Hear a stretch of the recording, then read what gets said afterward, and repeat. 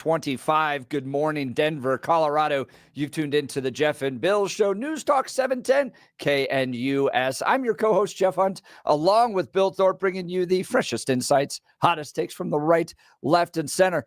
And believe me, do I have some takes from the left? Yes, you do. Yes. It's amazing audio. Yesterday, is gonna be fun today. big rally. Holy cow. And you know it's big when you're driving towards downtown Denver and you see lots of people walking with signs. Thousands of people down protesting Donald Trump, the mass deportations, the transgender orders, women's rights, all that stuff was on full display yesterday outside the Colorado Capitol. And we just talked to folks. We literally pulled a Jeff and Bill show just live out with people, had a conversation. And some people had enough and walked away from me after a while. Yeah, I saw that a couple of times. That was good. One lady holding a sign saying "Sic Semper Tyrannis," which is what John Wilkes Booth yelled upon the assassination of Abraham Lincoln. So I simply asked her, "Are you calling for the assassination of Donald Trump?" And we're going to get into that conversation. We talked about how many genders there are. Is it a crime to break immigration law? Why are they carrying Mexican flags, not American flags? We even talked to a USAID employee about all the good USAID does from her perspective. That was an interesting conversation. I think that was Billy's favorite. And then Steampunk Girl. Steampunk Girl. What is a woman? Struggled through that answer. So we asked all the tough questions to those protesting down at the Colorado State Capitol. We're going to get into that. But big immigration raid yesterday. Yeah, really big one.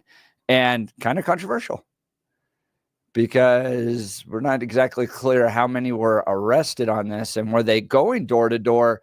We're going to cover that as well as a big executive order being signed yesterday, keeping men out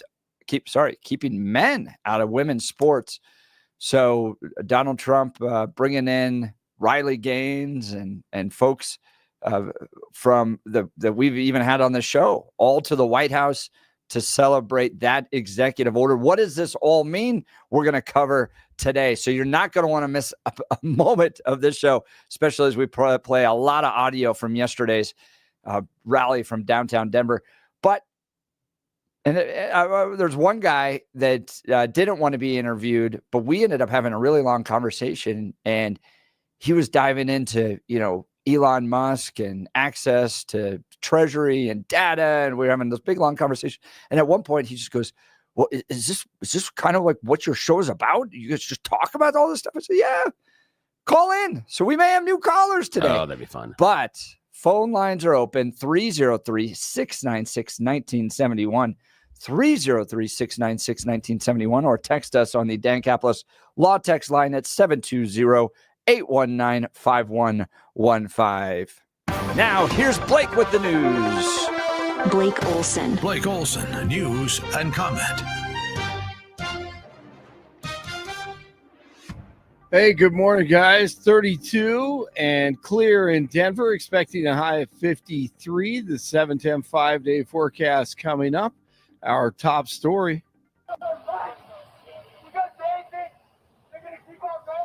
As ICE raids took place in Aurora targeting the Venezuelan gang TDA on Wednesday, Denver Mayor Mike Johnston agreed to testify before Congress next month. Johnston says that he'll appear before the House Oversight Committee on March 5th. The committee sent a letter to Johnston last month inviting him to testify at a hearing focusing on sanctuary jurisdictions.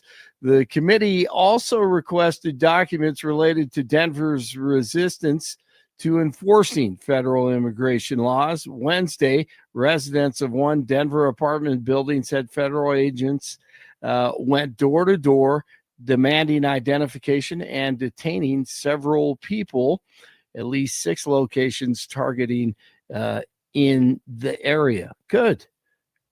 What a nice picture this is, huh, Governor? You ready? We'll do a good job. Wait, let me press that. I want to make this a really good signature because this is, this is a big one, right? Oh, I think we have a 10. We have a 10. God bless you, Mr. President. DJT signs the no men or boys and women's or girls sports big law on Wednesday. Children's Hospital Colorado has decided to stop offering certain types of medication to transgender youth. The hospital announced on Wednesday that it'll no longer offer puberty blockers or hormonal treatment. The decision comes after DJT signed an executive order threatening to cut federal funding to hospitals that provide gender-affirming treatment to patients younger than 19. The hospital said it would continue offering behavioral health and supportive care services to transgender patients. So upon coming out here to the briefing room, I was made aware of the funding from USAID to media outlets, including Politico, who I know has a seat in this room. And I can confirm that the more than $8 million taxpayer dollars that have gone to essentially subsidizing subscriptions to Politico on the American taxpayers' dime will no longer be happening. The DOJ team is working on canceling those payments now. That's Caroline Levitt. Unbelievable. More huge corruption uncovered by USAID. Can you believe this? I mean, did you see the Babylon Bee responded saying, man, all this time we were suckers trying to get people to get subscriptions. We could have just offered the government a $350,000 subscription. Yes, it's state-run media, as we've talked about for decades. I mean, all the freedom-loving conservatives in this country, we've talked about it ad nauseum, and help me understand. 7 days a week, and we see what we're looking at and listening to. It's ridiculous. Help me understand why media should be getting money from the government at all. I guess maybe like on the emergency broadcast, maybe some of those ads that they run sometimes. That's right. All. Like I don't know. You know, I don't know. Yeah, the PSAs. I don't agree with most of those either. Yeah, cut it all out, huh?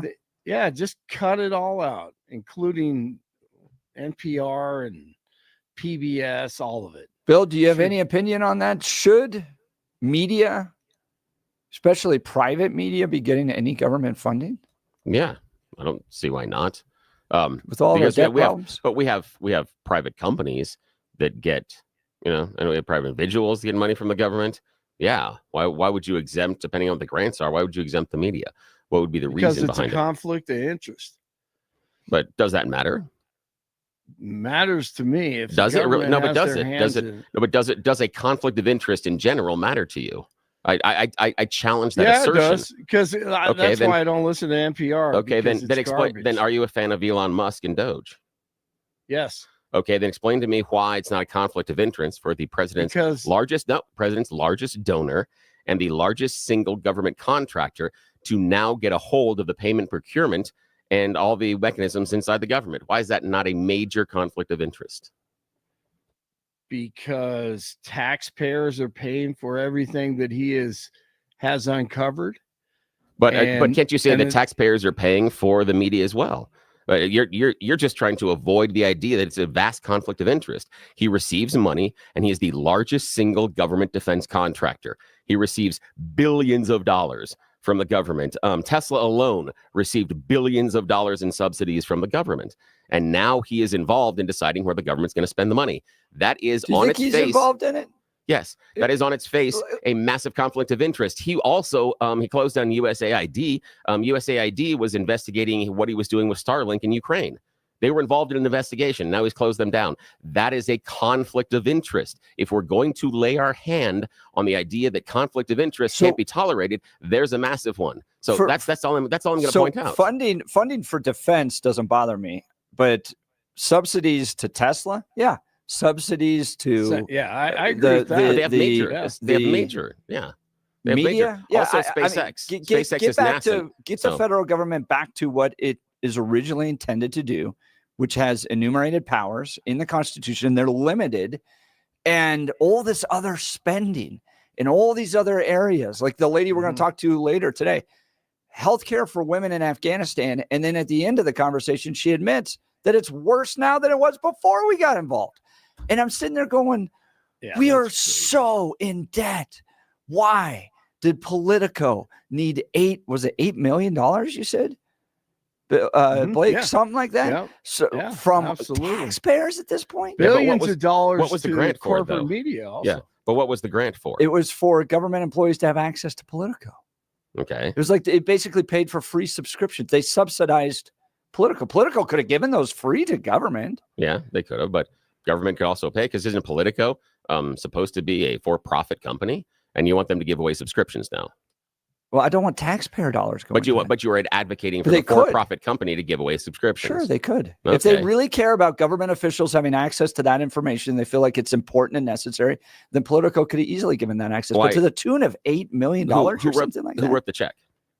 Taxpayers. Yeah, the government did. So the government felt it was important for the government employees to have access to Politico. This isn't a Politico thing. Politico can accept the money or not. Politico's just not, there's no reason the private company should have to give freebies to the federal government. And the government, and you can disagree with the priorities, and that's fine, but the government decided that they wanted to have their employees to have access to the full paid site. Okay, there are times in which here on the station, some of the subscriptions that we can write them off based on taxes. We can expense it. That is taxpayers paying for our subscriptions. They are subsidizing our subscriptions to those paid private having medias. a taxpayer write-off is not taxpayer subsidizing. Yes, it is. Yeah, no, because yes, it is because you're not collecting the taxes. So that acquiesce that not collecting the tax is the same thing. Yes. Oh no, absolutely. I totally disagree with that. I understand the premise, but the end result is the same. So that's fine. But that's the idea. So that's fine. We can all decide, and we can decide whether or not the government should be providing subscriptions for the employees to anything. Right. That's fine. Right. And we can discuss that. Yeah. But I disagree with but I disagree with the premise that the idea is, oh my God, they're supporting the private media. They had a reason they did it. They made the choice, and we can evaluate that choice on a singular basis. Would I, if I was in the government, would I have written the check to Politico? No, I would not have. I would have told the employees, take it as a tax break. Take it as something that is wrapped into your job profile. That's where I would put it. But I'm not allowed to make those decisions, nor should I be, honestly. When it comes to the free press, I mean, none of it should be subsidized. I mean, unless that is who you say you are.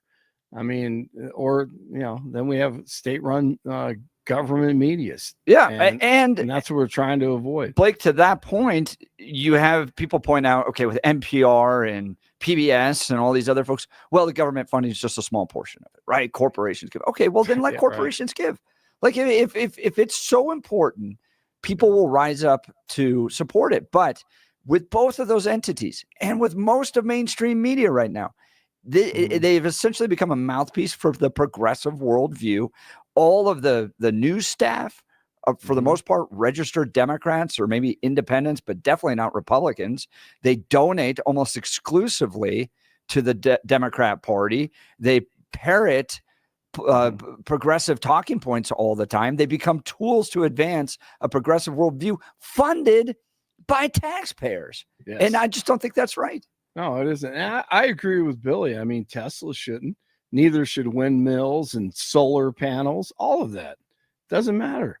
I mean, in my opinion, but and when we're talking about state media, remember that the guy we brought up earlier, Elon Musk, owns his own social media site as well, of which he's had several government departments now announce their official communications will only be viewed on that site.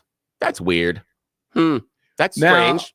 That's odd that the guy this unelected bureaucrat, this unelected bureaucrat that's now got access and has control over some of these departments. Now they announce they're only going to make their official announcent on his site. Strange. Yeah, I find that weird too. Why not post it on Facebook or press releases or a website? Who cares? Just a coincidence that Elon Musk wanted that to be the sole source. Who said that? Who said that they're only going to do it? I'll take a look, but there are two organizations that I've seen so far that they're only going to announce through X right now. Yay! Yeah, I know. Well, they should put it on all platforms. It needs to be exposed. Sure. Mark Moyer is a USAID whistleblower who's exposing the insanity on Fox. Yeah, they're very effective at rebranding things. So in the first Trump administration, the priorities were support national interest as they are now. Another thing was countering terrorism and promoting self-reliance. So I went to a country, to see one example. They had a feminist women's book club that had been started under the Obama administration. And then they now said this is a counter-terror program because feminist women are key fighters in the battle against terrorism.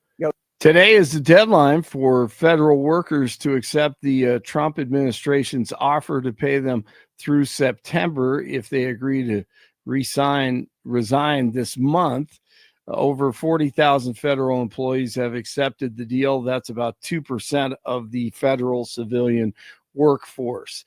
Israeli Prime Minister Netanyahu says that DJT's plan for the U.S. to take over Gaza is fine by him. The idea announced by Trump this week calls for a relocation of some 2 million Palestinians in the Gaza Strip, which has been devastated by the Israeli-Hamas war. Trump said the U.S.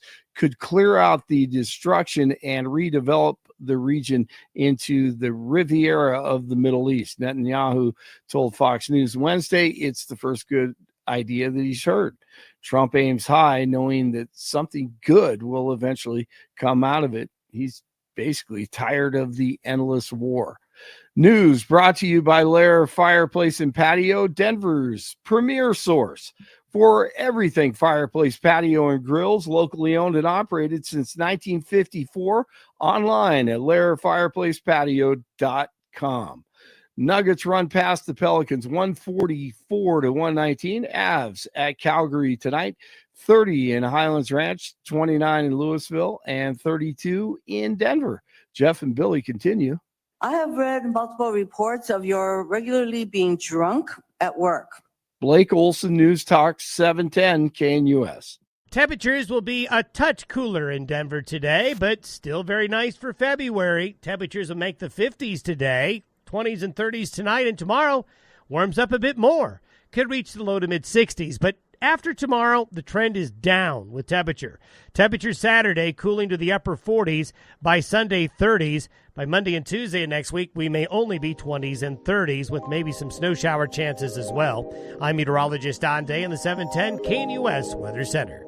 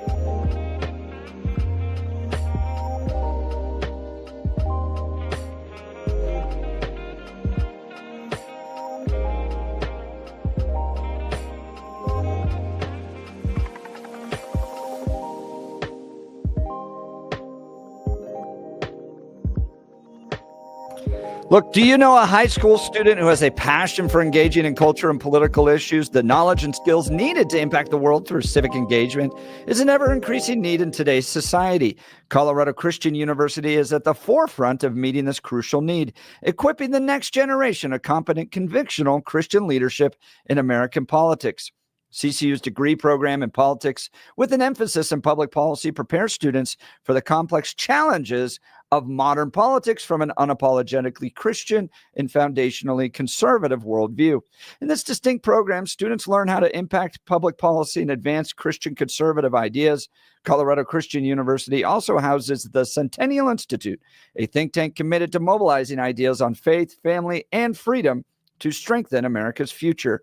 CCU's mission to produce graduates who impact the world with grace and truth applies in no greater measure than to our politics and public policy program. So apply today at ccu.edu/apply.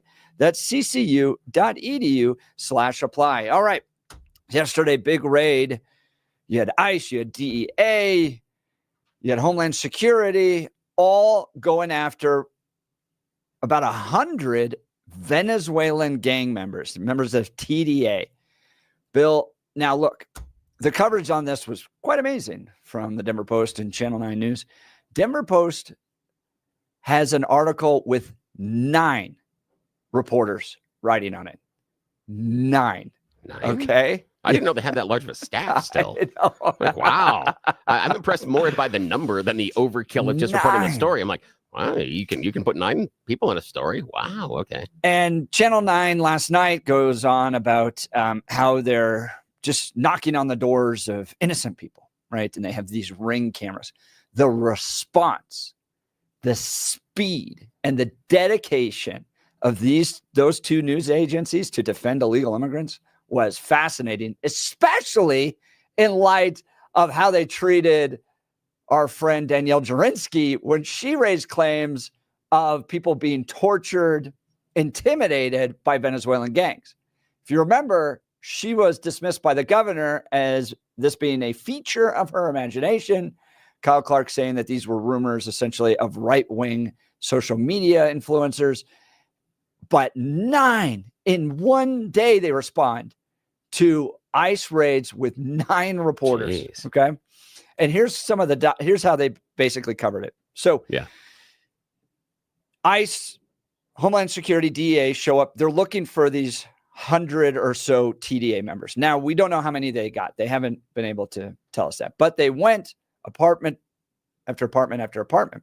And Kyle Clark raised the question yesterday, well, why are you going to innocent people's apartments? And he goes, because TDA gang members don't stay in one apartment. It's not like, oh gosh, here comes the immigration guys. Yeah. Let's just sit down here. Also, they hide and move in between apartments. Also, usually not necessarily paying rent. So, so being transitory is kind of needed. They just kind of show up and no longer your apartment, ours now, get out. Yeah, exactly. So in light of the fact that they're going apartment to apartment to apartment, people that are here totally legally, no problems, had to show ID. Okay. Now, this is very offensive to Channel 9 and the Denver Post. All right. This is some of their coverage of it. We're falling to the way of Nazi Germany. One of the guys that had to show ID said of the raids.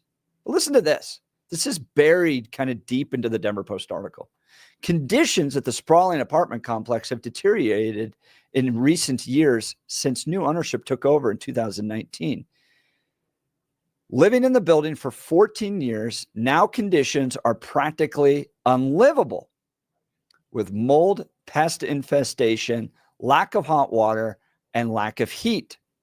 The area sometimes gets rowdy and loud, one of the residents said.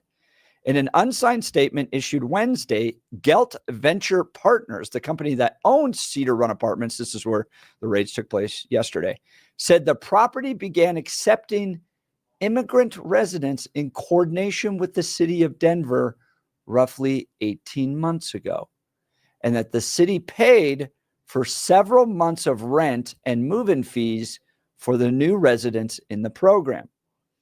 They say, however, our attempt to help the city has resulted in numerous challenges, including suspected gang activity, unpaid rent, and widespread significant damage throughout our complex. Given current housing regulations and eviction policies, addressing these issues has been extremely difficult. The ongoing challenges on the property stem from a few problematic residents, creating a frustrating cycle where our attempts to mitigate issues are repeatedly undermined by damage and mistreatment. Okay. The statement went on to say the company is hopeful about finding a long-term solution. They don't want to discriminate against anybody, but they say it's out of control in this area. To be honest, one of the residents said, shootings, prostitution. Doesn't this sound familiar? Yeah, Does it sound like the Aurora? Now, Mike Kaufman has submitted core requests to the city of Denver because, look, this is what I think is happening. Okay.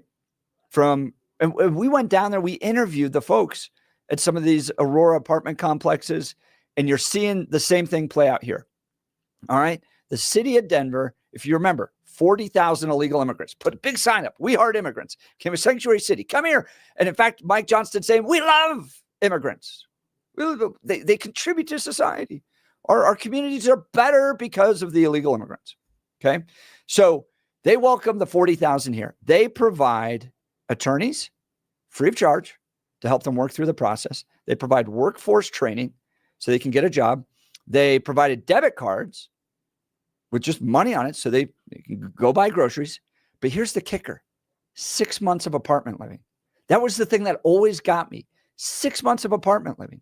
So what the city of Denver, from my estimation, probably did, and Mike Hoffman seems to agree with me on this in his opinion piece, was that the city of Denver went out there and contracted with all these apartment complexes and said, we'll pay the 6 months. Here's a check. 6 months. And the apartment complexes were like, great, fantastic. We'll take them and we'll take the people, we'll take the money. Come on in. Now, the immigrants had 6 months of not paying rent. They're here illegally. Do you think on day one of the 7th month, they were going to write a check to the apartment complex owners? They haven't been. And then the apartment complex, to this article's point, with all the regulations, can't evict them. So they're not paying. They can't evict them. Now they're just kind of living there. And the conditions in every single one of these, the apartment complexes in Aurora and now these apartment complexes in Denver that were raided yesterday, are falling apart. So this was a problem that we essentially created for ourselves, rather than following immigration law by creating all of this kind of open, come here, welcome, we'll provide 6 months of apartment complex living. And then you had the Aurora issues. Now you have the Denver issues. We did this to ourselves. Yeah, in some ways. Yeah, we did. And again, I think that not dealing with the gang element, etc., does more to harm the immigrants that cross the border and then are coming here to do work. In some cases, work that we don't do. I mean, there isn't as much in Colorado as there is in some of the coastal areas, especially farmland work, but not paying attention and assuming, this is what I think the problem was, is that the Democrats and the liberals, and especially Mike Johnston and other people involved in the program, viewed all immigrants the same. And they're not. Just like right. We can't view all people the same. We should have an open heart and an open mind when we meet someone, but their actions will tell us and reveal who they are. And as soon as the immigrants that cross the border, and even though we can talk about that being illegal, and I can agree to that. That's fine and understand that. But the ones that come in and work under the table and they're doing construction, the ones that are doing the migrant farm working, and even the ones that, I hate to say it, even the ones that are working off of a bought or stolen Social Security number and ID card, and are going and working at Walmart or working in the hospitals, in the kitchen. They're not going in there being nurses, but they are cleaning the rooms and they are picking up the trash and they are working in the kitchens, stuff like that. They are harmed by us viewing them equal as the gang members that come across. And it is not a surprise that the gang members would take advantage of our lax border security and lax immigration enforcement to try to get a foothold, because we are in an enormous market for illegal drugs and other activities, especially human trafficking. We're a huge market and we're so close to where they are versus having to go to another continent per se. South and North America, as far as continents, is a pretty easy travel given versus trying to get over into Europe or Africa or into Asia. So this is an economy and a market of opportunity. That's why the cartels, when they pushed back on Donald Trump, when you saw the argument, Donald Trump's like, oh, we're going to target you and we're going to make you criminals. And they're just like, we're only selling stuff that your people want. That's all we're doing. And again, I disagree with them being so nonchalant about it, but they're just like, the customer will survive. The customer base, and that's what we heard from Stephen Tubbs when he was in here with the acting special agent director of the Western region, that the customer base, that they don't care if they kill off a few of them with the fentanyl, because they know the customer base is going to continue to grow. And that was a huge problem. And there were people like John Fabricatori and Danielle Jurinsky that on our show and elsewhere in town were raising the alarm, saying these are the people we need to pay attention to. These are the people that are causing a direct danger to our community.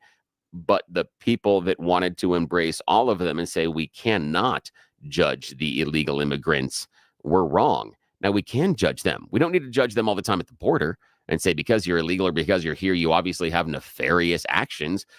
Just like some of the things they said about the Chinese people that were crossing the border. We didn't know that all of them were Chinese spies. Some of them are just like, I can't believe I finally got out of that crap hole. That some of them absolutely do that. Some of them absolutely are spies. Sure they are. But same thing here.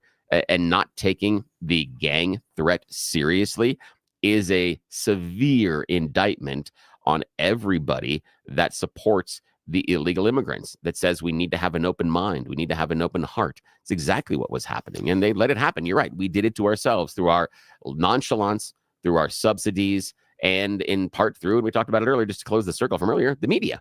When they come out and they say only code violations and nothing going on here, we did it to ourselves in many ways. Yeah. Well, speaking of Danielle Jurinsky, the Denver Post reporting that the news of the immigration raids Wednesday morning broadly seemed to take many, even elected officials and lawyers, by surprise. Aurora City Councilwoman Danielle Jurinsky said she wasn't aware of any raids as of around 8:20 a.m. Immigration attorneys also hadn't heard until the Post reached out to them.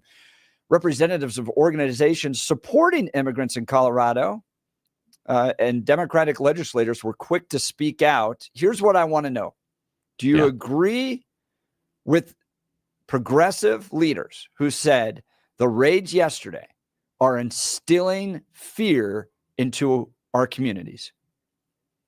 Or is this a problem we have let fester and Donald Trump is stepping up to address these and get these folks, whether they're gang members or not, they broke the law, out of here? And do you support DEA, ICE, Homeland Security going door to door and asking for ID in targeted areas? They're not doing it in Highlands Ranch, not doing it in Old Cherry Hills. They're doing it in apartment complexes that they know partnered with the city of Denver to house illegal immigrants. Do you support these actions, or are we instilling fear in our communities the way progressives thinks? Want to hear from you? Phone lines are open, 303-696-1971, or text us on the Dan Caplis Law text line, 720-819-5115. You're listening to The Jeff and Bill Show. This is Denver's Talk Leader, News Talk 710 KNUS.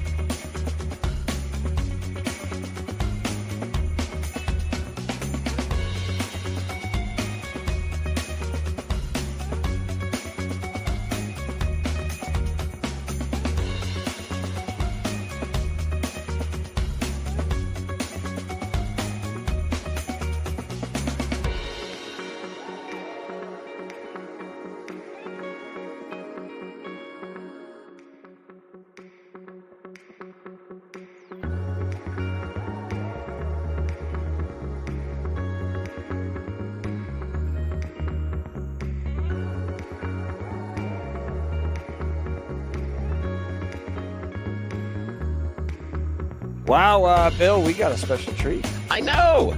I don't think she wants to talk to us on the air, but we got to do She's so something here. sweet. She's awesome. She's incredible.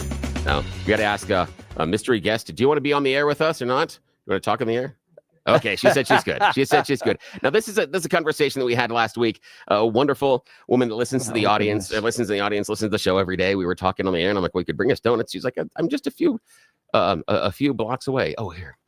And so she grabbed it's just a box of donuts, and she brought them in. Jeff has them now because he's in the big chair, so he, of course, gets the donuts first. Come on in. Yes. In fact, this is Cathy from Aurora. Yeah, does she have headphones? Let me grab headphones, and you talk for a sec. Okay, put the headphones on if you can. Are there headphones? I don't think we have headphones, Bill. Okay, Billy's getting her some headphones. So she's brought in some Winchell's donuts. Yes. All right. We are having a ball this morning with... Oh, my goodness. Look at all these donuts. There's a huge variety here. All right. They've got bear claws. They've got the strawberry glaze. They got the chocolate. They've got the maple glazed. They got everything here. This is important now. And we're bringing in Adam from the video room as well. Totally off diet. We got it. Oh, yeah, absolutely. This is diet. The thing is, it doesn't matter. It's the 6 o'clock hour. No one's paying attention. It doesn't matter. We are fine with no diet. So can Cathy hear us? Can you hear me now? Can you hear? It's getting a little bit louder. Yep. Tell us. Yeah, good. Okay. All right. She can hear us. Yep. Now what we're doing here is we want to make sure, what are the donuts that we are choosing? So, Jeff, you get first crack, and you've got to tell our audience which donut out of the box you're choosing I'm and so why. off a diet. You know I'm on a diet. It doesn't matter. All right. I'm going for Mrs. the Jeff isn't listening. She won't know. I won't tell her. This is the exact time she is listening. I am going for the maple glazed. Okay, you're doing maple. Okay, now hang on to that one. Okay, Adam's from our video room. Now, right. Adam, grab one, and then I want you to go over to the microphone 2 and tell Adam to go to microphone 2, and I want him to tell us what he's picking and why. All right. Go ahead, Adam. Yeah. So there's a lot in here that's chocolate, and I really like chocolate. Hey, Mark, you want a donut?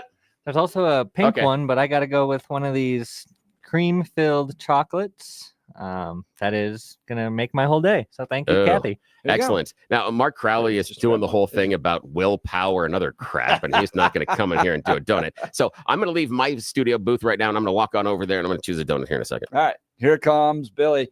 Now, they put Bill and I in separate rooms so we don't kill each other during these debates. There's a glass wall between us that separates. Oh, my Lord. Oh, okay. This is, man, you've got the crullers that also have the maple, and then you've got the chocolate on top. You've got classic chocolate. We have glazed cruller. We've got the glazed donuts. You've got the one that's the Boston cream. Okay, now here's the thing. As long as we're going, and I am intentionally using this word full hog. You go for the big one. Huh? Oh, it is the bear claw or that cinnamon roll. The cinnamon roll looks delicious, but at the core, this is it. Yeah, the apple fritter bear claw thing. That is my go-to. Yeah, and this thing is like the size of my face. Okay, back into the room. All right, now I'm gonna see if I can talk Cathy into doing You Choose the News with us. She'll do it. Okay. Can you do You Choose the News with us? Oh, yeah. If she wants to. We can get Cathy to do You Choose the News. Cathy can do You Choose the News. She can have one of the choices. Yeah, she'll take one of yours, Jeff. You and Blake and then Cathy. Perfect. All right, when we come back, fan favorite, You Choose the News. You're listening to the Jeff and Bill Show. My mouth is so full. I'm eating a donut. This is Denver's Talk Leader, News Talk 710 KNUS.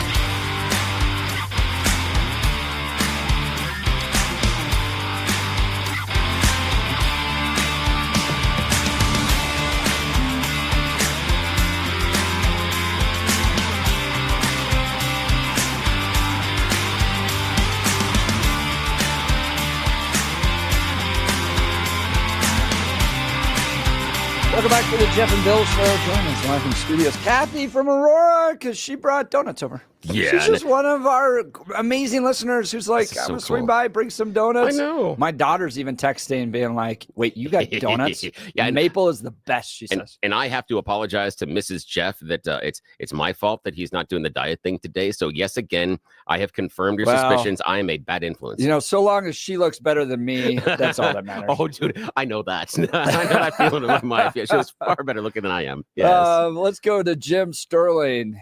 Good morning, Jim. Good morning, you guys. Do you guys know why a donut has a hole in it? No. Okay. All the things that popped into my head are totally not appropriate for the air. So that's no. Yes. So please tell us. Okay. Here's what I've known from history. Yeah. So it's like, I don't remember exactly, but somewhere's like in Columbus days. So when they were going across in those big ships on, back in the day, way back. So therefore they would cook their dough, but the center would be raw. Oh. So they couldn't cook the bread all the way through. So therefore they would pop a hole in it. So therefore they just had a rim. And that's how it came to be the donut, because it was made out of dough with a hole in it. So now, therefore, that it was a dough that they couldn't bake all the way through, and whatever type of stoves that they had on those boats. Oh, that's really cool. So that's very cool. That's how it came. That's how it came to be the donut, and then the donut hole. Jeez. Dough. So basically, dough, and then hole. So that's wonderful. I love our listeners because not only get donuts delivered, we get little cool historical facts. Thanks, Jim. Appreciate that. Sure, appreciate and it. now you know, and knowing is half the battle. G.I. Joe. Yes. So we're now going to co-opt Cathy into she doesn't know what she got totally into. Inappropriate. You choose the news. Yes, it's that time of the morning where we take our careers in our tiny little hands because we make questionable decisions. It's something we call You Choose the News. It's America's favorite fake radio news game show. I've spent moments this morning scouring the interwebs to find really, really dumb stories about us humans, giving them even more ridiculous headlines to play this fake radio news game show because Jeff and I are left unsupervised at this time. Yes, just like our parents noticed when we were teenagers, leaving them alone is not a good idea. So the people in charge don't wake up for about another 8 minutes. We have got a window of opportunity, and we are going to take full advantage. And today, with a special guest, we're playing You Choose the News. Jeff Hunt in our studio is going to pick the first story. Blake Olson in our news department will have the second story. And Cathy brings it home, choosing the third story this morning. All right, participants, choose wisely. Here are your headlines. Headline number 1, can't fix the stupid. Headline number 2, you're not the boss of me. Headline number 3, migrant workers do it better. And headline number 4, unsafe at any speed, electric boogaloo. Let's Mr. Hunt. do migrant workers do it better, please. Yeah, migrant workers doing it better. We are traveling to the wonderful Czech Republic today. Now, for 7 years, authorities in the Czech Republic have been planning to build a bridge. They're trying to restore water areas near Brdy National Park. It's been under development since 2018. Over the years, the administration has collected all the necessary permits, all of the monies, but construction never began. Then come those pesky migrant workers. Within 48 hours, beavers built the exact dam they were hoping to. Yes, beavers not native to Czechoslovakia or the Czech Republic, so they are immigrants. They started out in Germany. So yes, they're a resourceful bunch. Yes, and they built the dam in the exact location where they were planning on building the construction dam that they were doing. It's like the beavers are like, you guys aren't doing anything. We're just going to take care of this and just sit back and we'll do this right. 48 hours. Now, when they try to get rid of the beavers, the complaint's going to be who's going to build those dams. Exactly. And look how cheap they did it for. They did it for free. Yes. We just pay them with bark. And what are we going to do here? All righty. Blake Olson in the news department, sir. You can't fix stupid. You're not the boss of me. You're unsafe at any speed. Electric boogaloo. You can't fix stupid. And by the way, are we Yes. the Beaver information station now? That's 2 straight days. Yes, it's. Hey, Blake's just angry. He doesn't have donuts. Yeah, he's just mad he doesn't have donuts. Angry there. Yeah. All right. I'm really so Blake, I know angry. you don't have it. What? Okay, if you had a choice, because we're going to do this. What donut would you choose? What's the go-to out of the box? No doubt, just the glazed. The glazed. Oh, so not doing the Yeah. chocolate. You're going the classics, the glazed. Why the glazed? What is it about the glazed that you don't go man, it's full puffy. calorie into the chocolate? Yeah, just puffy. You can, the warmth, man. Yeah. Softness, and then the crusty on the outside. Blake's one of those guys is that when the good. Krispy Kreme light turns on, gets off the highway, God, pulls those right are in. the Yeah. best and the worst thing ever created. There are a few times in my life in which I identify with Homer Simpson, and one of them was like, donuts. Oh, I get that. Yes. Do I ever get that one? Alrighty, here we go. I can relate. Can't fix stupid from Blake Olson. We are traveling to Nashville, Tennessee for this one. Lawmakers in Tennessee have just introduced a bill that would create a brand new category of homeschooling. Yes, this one is going to be unique because it's exempt from almost all of the rules. House Bill 0552, introduced just recently on the 29th of January, would let parents and legal guardians who homeschool the children choose, wait for it, not to follow state rules that require them to notify local directors of schools about their decision. They would not have to keep attendance records. They would not have to have a high school diploma, and they would not have to follow any curricula standards set out by the state. So, in other words, do what you want. Exactly. Welcome to America. Yeah, it's like you don't have to follow any of the educational laws, rules, and requirements set up by the state. We went to educate war your over tea. kid. Yeah, I mean, none of them. They don't have to follow any of the instructions, anything else. If you were like, I think math is unnecessary, and you don't teach your kid math, they can still get a homeschool diploma under this under this rule. Yeah, 90% of my high school education is unnecessary.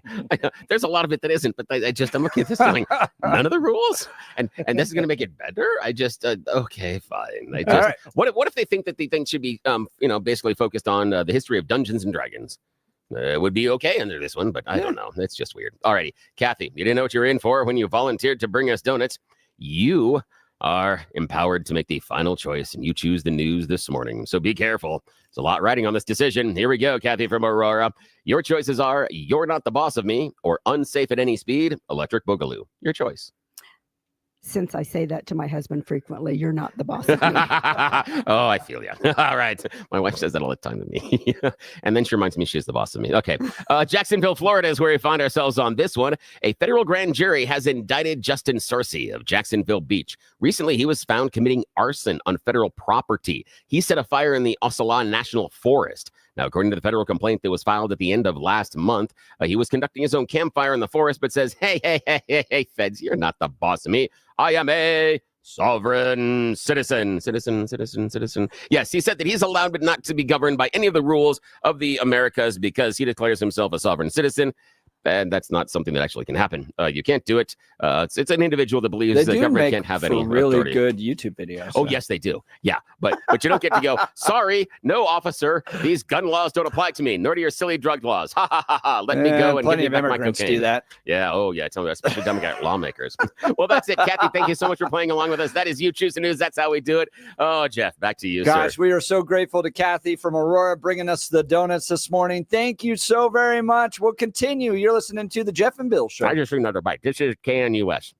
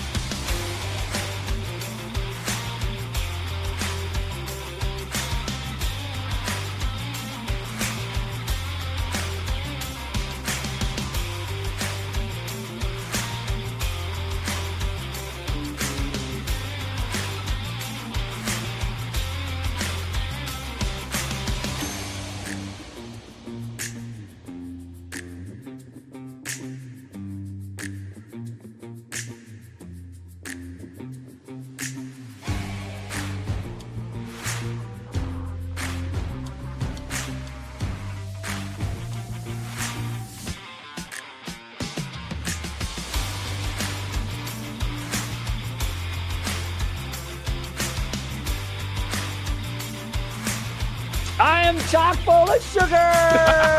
Normally, I don't have this much sugar this morning. So good. Trying to be a 3-year-old man. Oh, it's awful, but this is worth it. But Oh, man, I am so all pumped up right now because of Cathy from Aurora bringing us some donuts. Thank you again, Cathy. And folks, we are going to get into it this hour and next. The protests that were downtown, because Bill, I could have spent 12 hours there. I saw you were running around and talking to Okay, we should talk about this on the air a little bit. Going around and finding the people that have the weirdest outfits. Oh, they're always the best. Zoom in, Yes, laser lock target yes. on them. Yes, because it creates good video content. Oh yeah, and if you're willing to dress like that in public, I want to talk to you. Oh, absolutely. You've already making a choice of, hey, look at me. So absolutely, they're the people most likely to. You did a great job. This is going to be fun. So yesterday at downtown, by the way, you're listening to the Jeff and Bill Show, News Talk 710 KNUS. I went downtown to the anti-Trump rally, and that's the best way to describe it because it was a conglomeration of all things anti-Trump.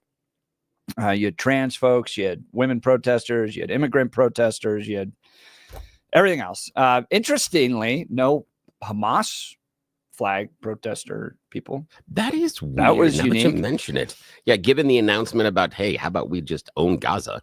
You'd assume they would have shown up. But did some of the threats from Donald Trump about protests and deportation and stuff like that stick with them? I'm curious about that. That's a good observation. But they did kind of strike me as the crowd that's like, yeah, we'll carry whatever flag you need us to today. And today is Immigration Flag Day. And so lots of Mexican flags. And I talked to guys about like why the Mexican flags and why not American flags? And are you ceding the fact that you think America's better than Mexico? It's a good question. Are you advocating that there should just be parts that go back to Mexico? There's one lady that I talked to that's like, yeah, Texas, California, Arizona, all should go back to Mexico. Yeah, Like, I was surprised on that too. What if the people don't want to? Yeah. I don't know. And is it going to be better for Texas if it goes back to Mexico? That was the good question. That's a good one. And the foundation for their no one is illegal is the idea that we are all on stolen land. Yeah.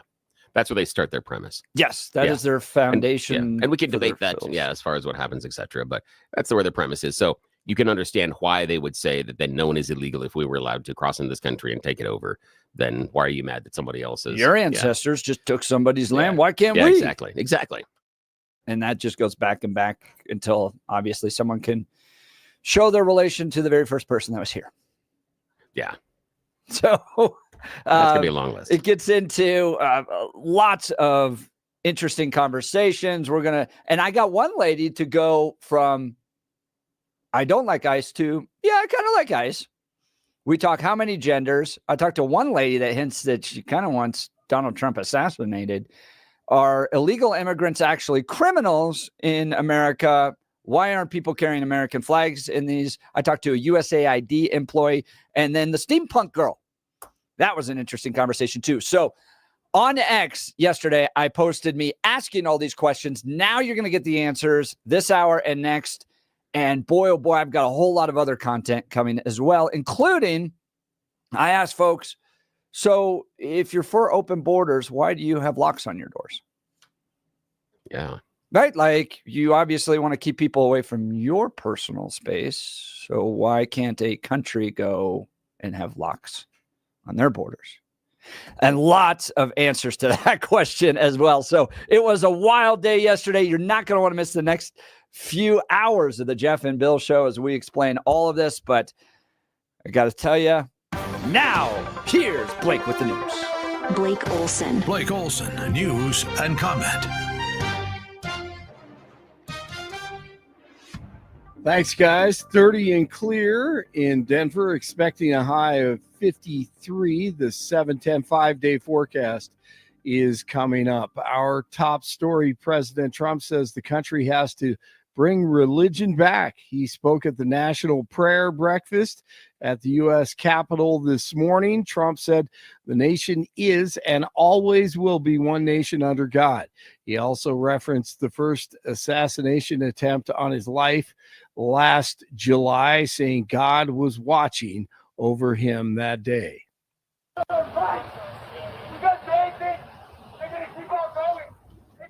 Hundreds of them.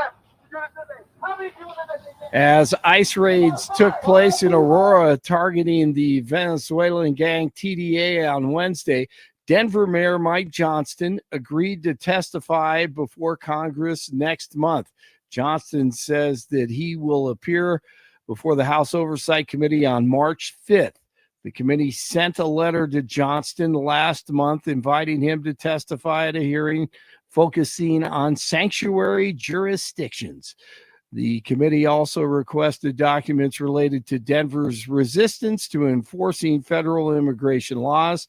Wednesday, residents of one Denver apartment building said that federal agents were going door to door demanding identification and detaining several people. What a nice picture this is, huh, Governor? You ready? We'll do a good job. Wait, let me press that. I want to make this a really good signature because this is, this is a big one, right? Oh, I think we have a 10. We have a 10. God bless you, Mr. President. That was a big day. Yesterday, DJT signs the executive order. No men or boys in women's or girls' sports. The common sense train keeps on rolling. Today is day 16. Children's Hospital Colorado has decided to stop offering certain types of medication to transgender youth. The hospital announced Wednesday that it will no longer offer puberty blockers or hormonal treatment after 47 signed an executive order threatening to cut federal funding to hospitals that provide gender-affirming treatment to patients younger than 19. So upon coming out here to the briefing room, I was made aware of the funding from USAID to media outlets, including Politico, who I know has a seat in this room. And I can confirm that the more than $8 million taxpayer dollars that have gone to essentially subsidizing subscriptions to Politico on the American taxpayers' dime will no longer be happening. The DOJ team is working on canceling those payments. Caroline Levitt, more fraud exposed on Wednesday. USAID, it is almost endless. Stay tuned. More stories coming out. Israeli Prime Minister Netanyahu backing DJT's plan to take over Gaza. The idea announced by Trump this week calls for relocating Palestinians living in the Gaza Strip so the U.S. could clear out the destruction caused by the Israel-Hamas war and develop the region into the Riviera of the Middle East. He's tired of the endless war, and he's trying to get leaders in the region to actually do something productive. Today is the deadline for federal workers to accept the Trump administration's offer to pay them through September if they agree to resign this month. So far, over 40,000 federal employees have accepted the deal. The buyout is an effort from Elon Musk and his Department of Government Efficiency, DOJ, to trim the federal workforce. Lung cancer is being diagnosed in more people who have never smoked. A study published this week in the Lancet Respiratory Medicine Journal looked at lung cancer cases from around the world from 2022 and found it was the fifth largest cause of cancer deaths among lifelong non-smokers. The Nuggets beat the Pelicans and the Avalanche at Calgary tonight. 28 in Parker, 25 in Boulder, and 30 in Denver. Jeff and Billy continue. What are the donuts that we are choosing? So, Jeff, you get first crack, and you've got to tell our audience which donut out of the box you're choosing I'm and so why. off a diet. You know I'm on a diet. It doesn't matter. All right. I'm going Mrs. Jeff isn't listening. She won't know. Your wife definitely is not listening, even though your daughter heard it. Oh, well, they're driving to school. Jason in Denver text, Blake, your description of a donut sounds a little bit like you, soft on the inside, a little crusty on the outside. That's great. That is so true. That is so true. I may have to burn this. Yeah, when you play morning. that audio, it sounds like Billy and I are in a closet trying to do something that we don't want other people to know about. Well, we're supposed to. This is an example of us breaking the rules. We're not supposed to bring listeners in and bring us food. They don't like us doing that. And I'm like, nah, I don't like that rule. Hey, listen. I walked down the hallway and I heard Jeff and Billy in the closet talking. What are the donuts that we are choosing? So awesome. Blake Olson, News Talk 7. Sorry about that, Billy. I love that. All right. Blake Olson. I am crusty on the outside and soft on the inside. I am. I need to change that right now. I'm going to start next hour. Blake Olson, News Talk 710 KNUS. Temperatures will be a touch cooler in Denver today, but still very nice for February. Temperatures will make the 50s today, 20s and 30s tonight, and tomorrow warms up a bit more. Could reach the low to mid 60s, but after tomorrow, the trend is down with temperature. Temperature Saturday cooling to the upper 40s, by Sunday 30s. By Monday and Tuesday of next week, we may only be 20s and 30s with maybe some snow shower chances as well. I'm meteorologist Don Day in the 710 KNUS Weather Center.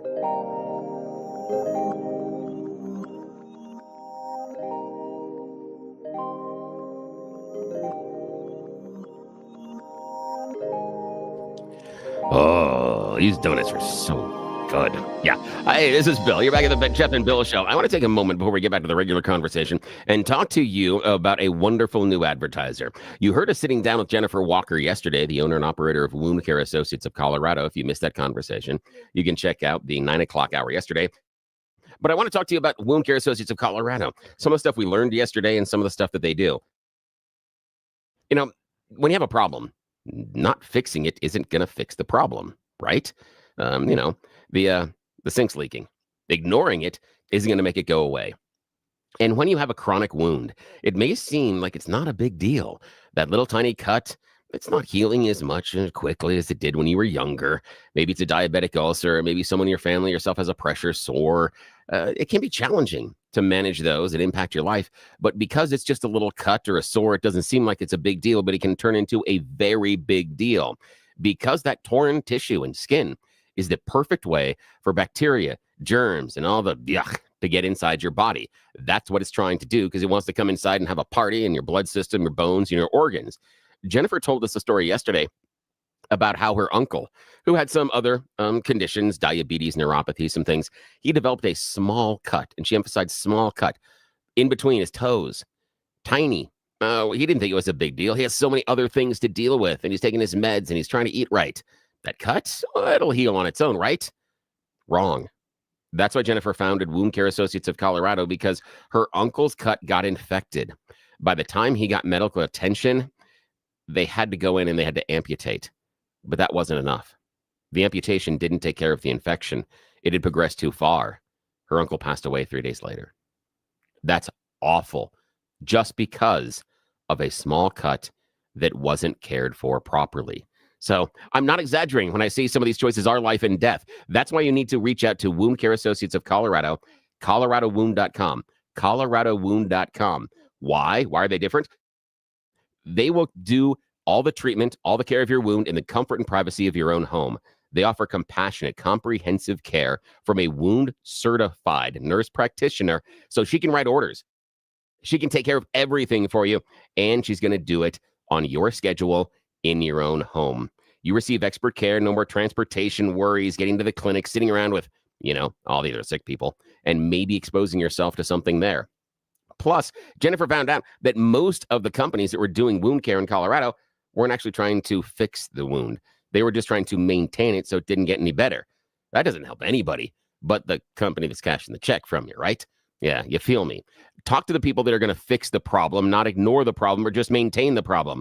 That's what you're going to get with Wound Care Associates of Colorado. They are a game changer here in the industry, and they deserve to work with you, and they deserve a shot. If you have someone in your life that has a slow healing cut, diabetic ulcer, pressure sore, contact coloradowound.com today. Wound Care Associates of Colorado will take care of it. They'll fix the problem, not just maintain the problem.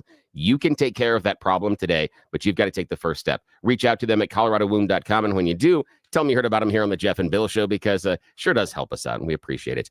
All right, Jeff, it's all yours. Yeah, thanks so much, Bill. All right, so yesterday, big rally, thousands of people. I was actually shocked by how big it was.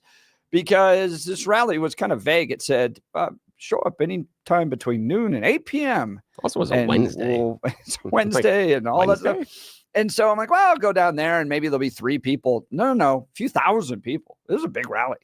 Now, progressives are celebrating it. Speaker McCluskey, she's the Speaker of the House down there, saying she posted a picture of this big rally. She said, my workplace looks like this today.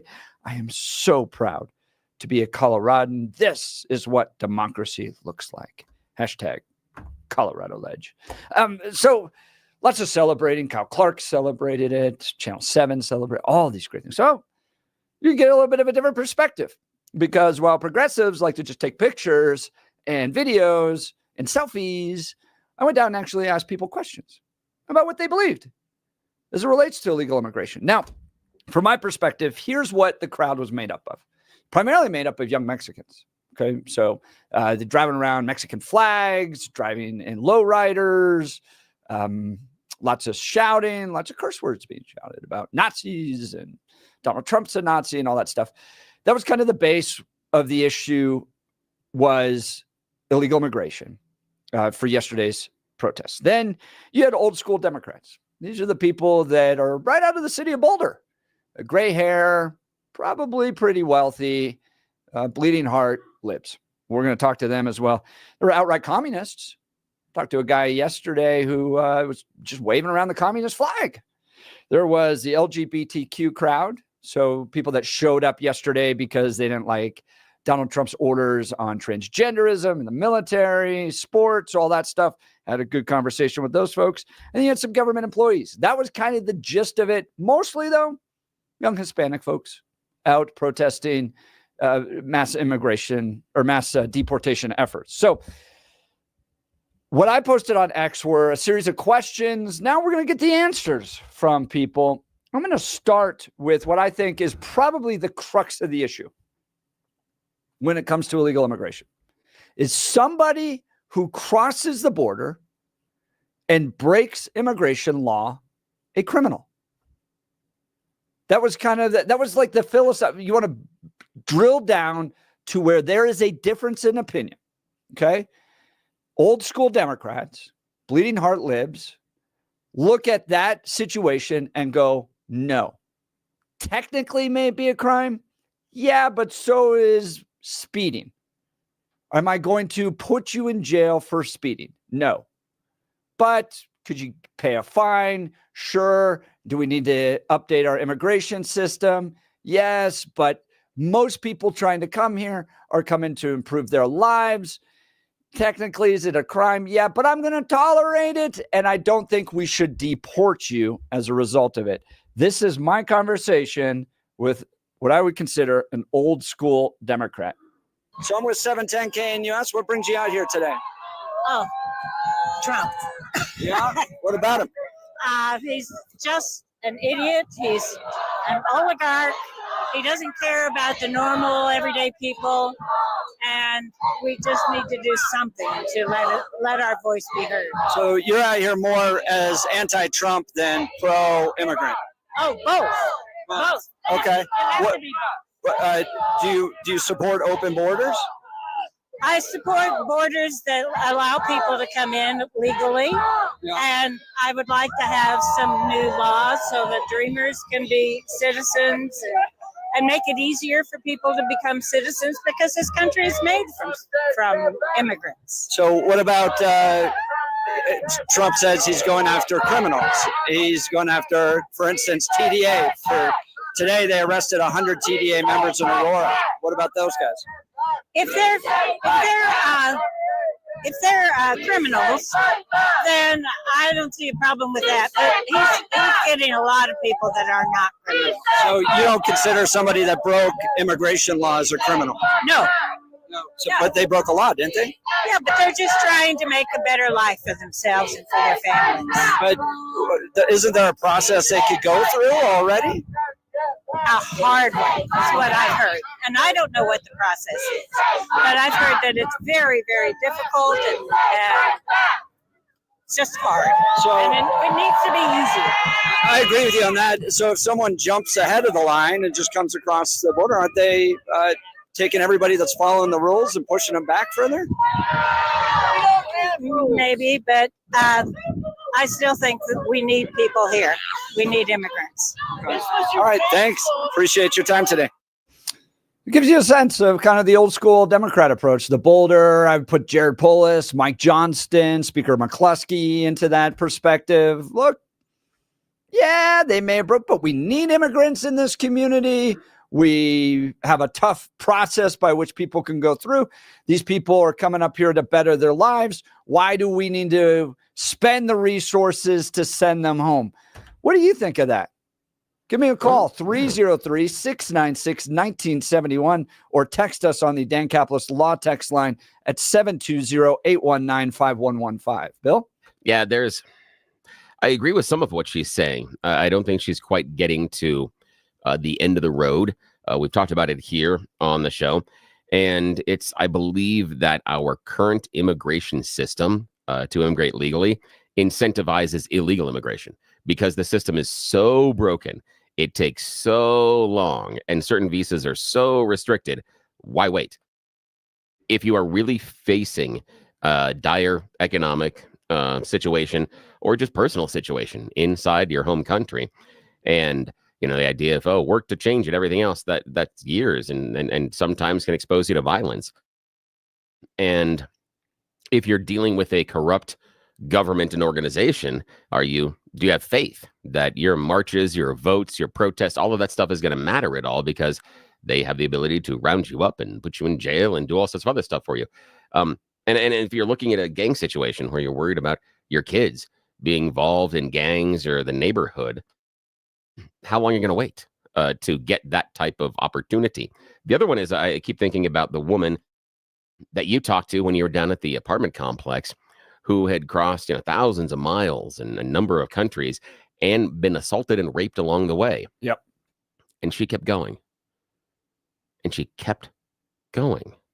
So what is the motivation in her mind to get here? What could possibly be going on in her life? Because I'll tell you, I'm pretty certain that after a few assaults and a couple of rapes, a large number of us would stop trying to get here if the thing was they're going to give me a free cell phone, free house, free job. Is that necessarily worth it to put yourself through that type of personal pain, suffering, and violation? I submit it isn't. I submit that if you're willing to endure things like that, you're running from something that is much, much more serious because of what you're willing to endure. And again, not laying the blame here. We have some issues in Central America as far as things we've done in the past. This is what exists right now. So I'm not convinced that necessarily all of these people are coming here to commit crimes, nor am I convinced that they're coming here to be freeloaders per se. We have someone on the text messages that we're talking about how there could be some ICE raids and some of the immigration officials talking to kids in schools, showing up at Denver public schools. That's weird because we keep talking about how they should integrate. They should learn our language, we're educating them and we're having them learn English, but now they're not good enough. They're doing what we're asking them to, but because of the original sin of crossing the border illegally, they're now viewed as criminals. So it's a weird situation for me. So I understand what she's saying, and I do agree that how we enforce our immigration laws and how we have the system is broken. And we are getting exactly what we should because we refuse to fix the system. The system's broken. What do you think is going to happen? In the case that you mentioned of the woman that came up here that we talked to, part of the equation of that was she believed Joe Biden's lies. And she had reached the end of this road and she realized it was a dead end. She was heartbroken because she had heard, and you have to kind of take ourselves out of this equation and imagine what she heard down in Venezuela, which was that America was open. Just get up here. And she found that she had to live in the shadows up here. She couldn't get a full-time, real good paying job. She couldn't get access to government services. So she was heartbroken because she believed Joe Biden's lies. The other thing too. Can I look at, go ahead. I understand the idea of Joe Biden's lies. Where did Joe Biden say, come up here, the immigration laws don't matter? I don't remember him. No, outlining that. That was essentially what was communicated. You remember the old saying, "It's not what I say, it's what you hear." What was heard by folks in those Central and South American countries was, "Get up here."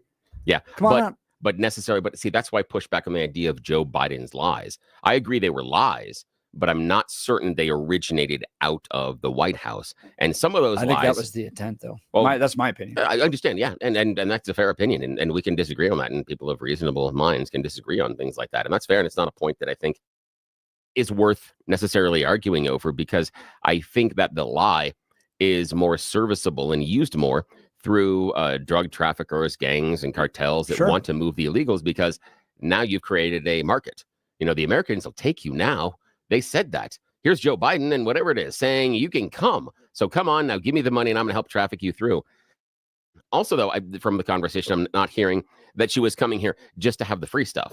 That she didn't show up. Now she talked about government services, but I don't get the impression from your conversation with her that she was like, well, I was expecting to come here and then all the Americans were going to take care of me. They were going to give me a house and give me food and give me all my money and give me a cell phone and let me send money back to my house. And I wouldn't have to do anything. I would get all for free. I don't get that impression from her. She was coming here to actually work and to try to make a better life for herself. And so what is she running from? That she's willing to endure that to come here. That's the thing that we don't deal with. The other issue too is just the sheer number.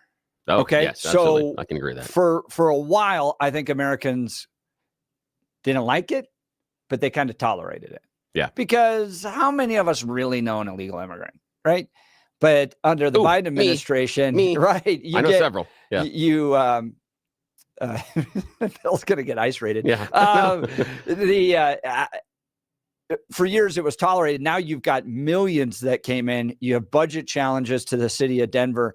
It's that old philosophical problem of how much can you change a ship before you end up with a new ship. If you change the rudder, do you have a new ship? No. If you change 50-60% of the ship, then you got a new ship. So how many people can you allow into a country before you start to look like another country? Here is a fascinating conversation I had with a young Mexican woman about the stolen land idea. Okay. So going back to the philosophical idea, like what do they base their argument that we don't have to take care, or we can essentially ignore illegal immigrants, is the idea that we are on stolen land. And listen, by the end of it, kind of get her to agree that ICE might be doing good things. Okay. So tell me what your sweatshirt says. It says no one's illegal in stolen land. Okay. And what does the back say? It says guys. Yeah. So tell me where you're from. I'm from Denver, Colorado. My mom is from Ciudad Juarez, Chihuahua, and my dad is from Torreon, Coahuila. So is that down in Mexico? Okay. So when you say no one is illegal on stolen land, do you believe that all of America is stolen land? Not all of America, but the West Coast, yes. Okay. Tell me what you mean by the West Coast. I mean, Texas belongs to Mexico, California, Arizona, New Mexico. So you think all of those states should go back to Mexico? It should be a part of Mexico. But if anything, we should just be united and we should respect. I mean, if we go back to history, it was stolen, it was colonized. So do you think Mexico is a good country to live in? Definitely now it is. I mean, they've been improving so much more now. Yeah. And even the president of Mexico is doing so much for migrants right now. Like, my respects to her. Do you think that Mexico's better than America? I would say there are some parts to it. I mean, I can't really speak on all of it. I don't know all of it. I know that a lot of people come over here to work and provide for their families, send back needs for their families. So, I mean, if you think that America is a little bit better than Mexico, what would happen to a place like Texas if it went back to Mexico? Do you think it'd be better for Texas? I'm not sure on what ways it will impact the state, but I'm sure that it's going to be full of community that's working, hard workers, full of people that are dedicated to their families. So maybe yes. Okay. What if the people of Texas don't want to go back to Mexico? That's fine too. I mean, we should respect people's opinions either way. At the end of the day, it's our freedom of speech. We should be able to express ourselves. And yeah. Okay, so tell me about ICE. Why don't you like ICE? My dad was deported when I was just a baby, and I needed my dad growing up. Yeah. Yeah. So why was he deported? He had been caught crossing the border multiple times. Yeah, and he was considered a criminal since. Right, so he broke immigration law, and that's why he was deported. Do you think that countries shouldn't have immigration laws?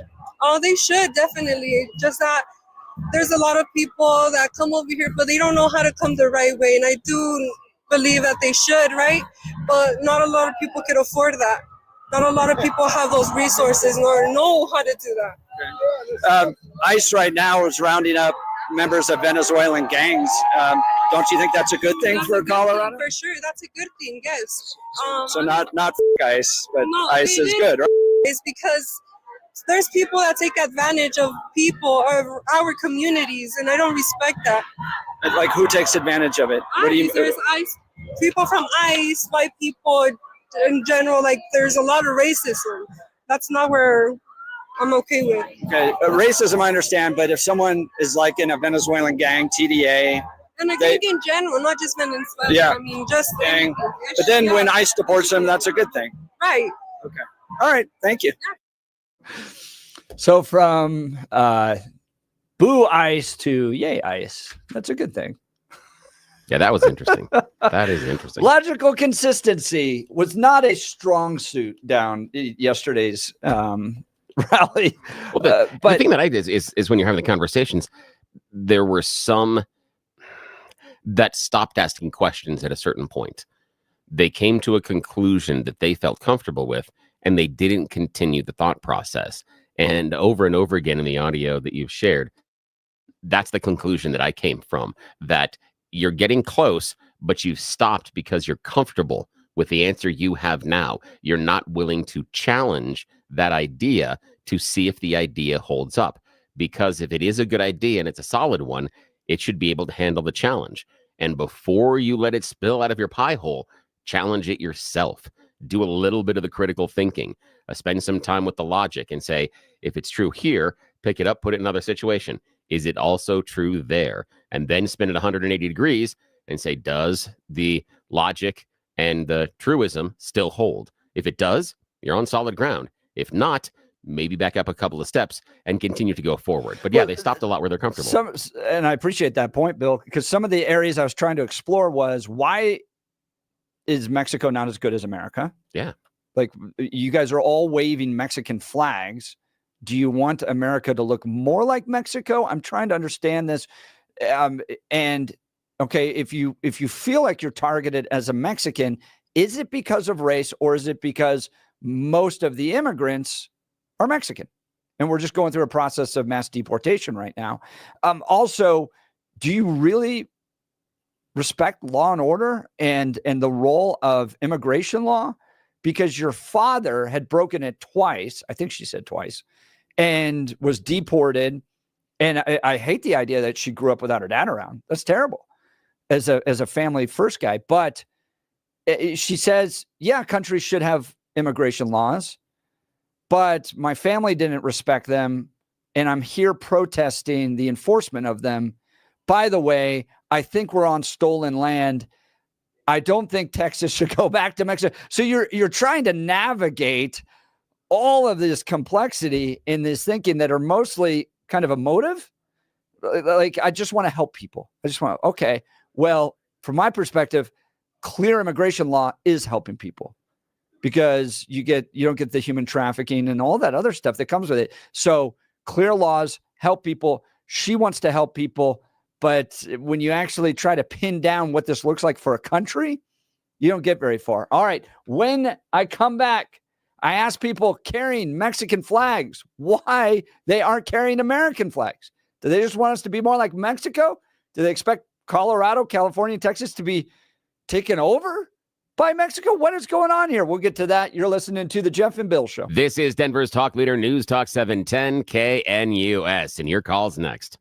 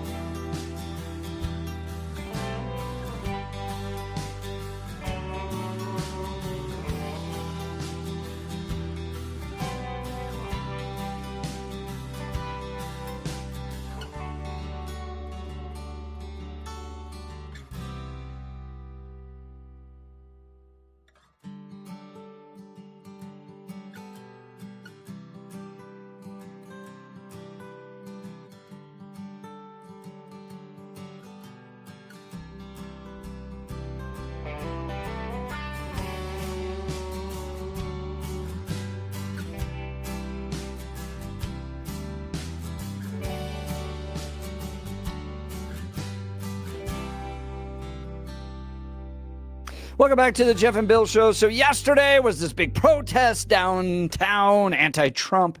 I didn't understand why everyone's waving Mexican flags. They want America to look more like Mexico. I like the dude in the why Mexican soccer jersey. That was awesome. Yeah, that was a good jersey. That was the first thing in the video. I'm like, I'm like, oh, I know that. I know he's wearing it, and that's a good one. He's wearing the away jersey for a couple of years ago. That was a cool jersey. Didn't even notice that. That's hilarious. I know, that was the first thing I noticed. All right, I talked to two guys waving Mexican flags. So what brings you out here today? Family of immigrants. Your family of immigrants? Why carry the Mexican flag? Because we're proud of where we came from, but they came here for the American dream. Doesn't mean we forgot our roots. So why not carry the American flag? Are they attacking Americans? What's that? Are they attacking Americans? Who's attacking who? ICE. ICE? You think they're attacking? They're going after people that are here illegally, no matter what country they're from. Exactly. We're from Mexico. Yeah. So do you want America to be more like Mexico? I want America to be equal. And not to be equal? Yes. So do you think there's a difference between America and Mexico? Yeah, different country, of course. What makes the difference? What makes the difference? Yeah. A lot of things, the currency, the language, Yeah. I don't think, I want it to be equal. I don't want anyone to be targeted for the color of skin or their ethnicity. But they're just being targeted based upon the legality, aren't they? Whether or not they're here legally or not? It's not like that. That's what they want. I mean, they say it's all criminals. Yeah, so tell me, I mean, are they getting American citizens or are they going after people that are here illegally? I seen an instance where a woman in Chicago was deported after she was doing it the legal way. Yeah. You understand? Like, she came here with a work visa, she came here with a green card, all that. They still sent her back. Why? She wasn't a criminal, so why did they send her? Okay. Well, I appreciate your time. My name's Jeff. I'm with 710 KNUS. Tell me why you're out here today. I'm out here today to support my friends and family and to show why the people need to have more of a choice than the overall like billionaires and just stuff like that. Now, tell me about the flag you're carrying. It's the Mexican flag. A lot of my friends are Mexican. I'm currently not. Currently, I'm not, but I care for all of my friends. Yeah. And I want to show support. So now Donald Trump is starting to deport people.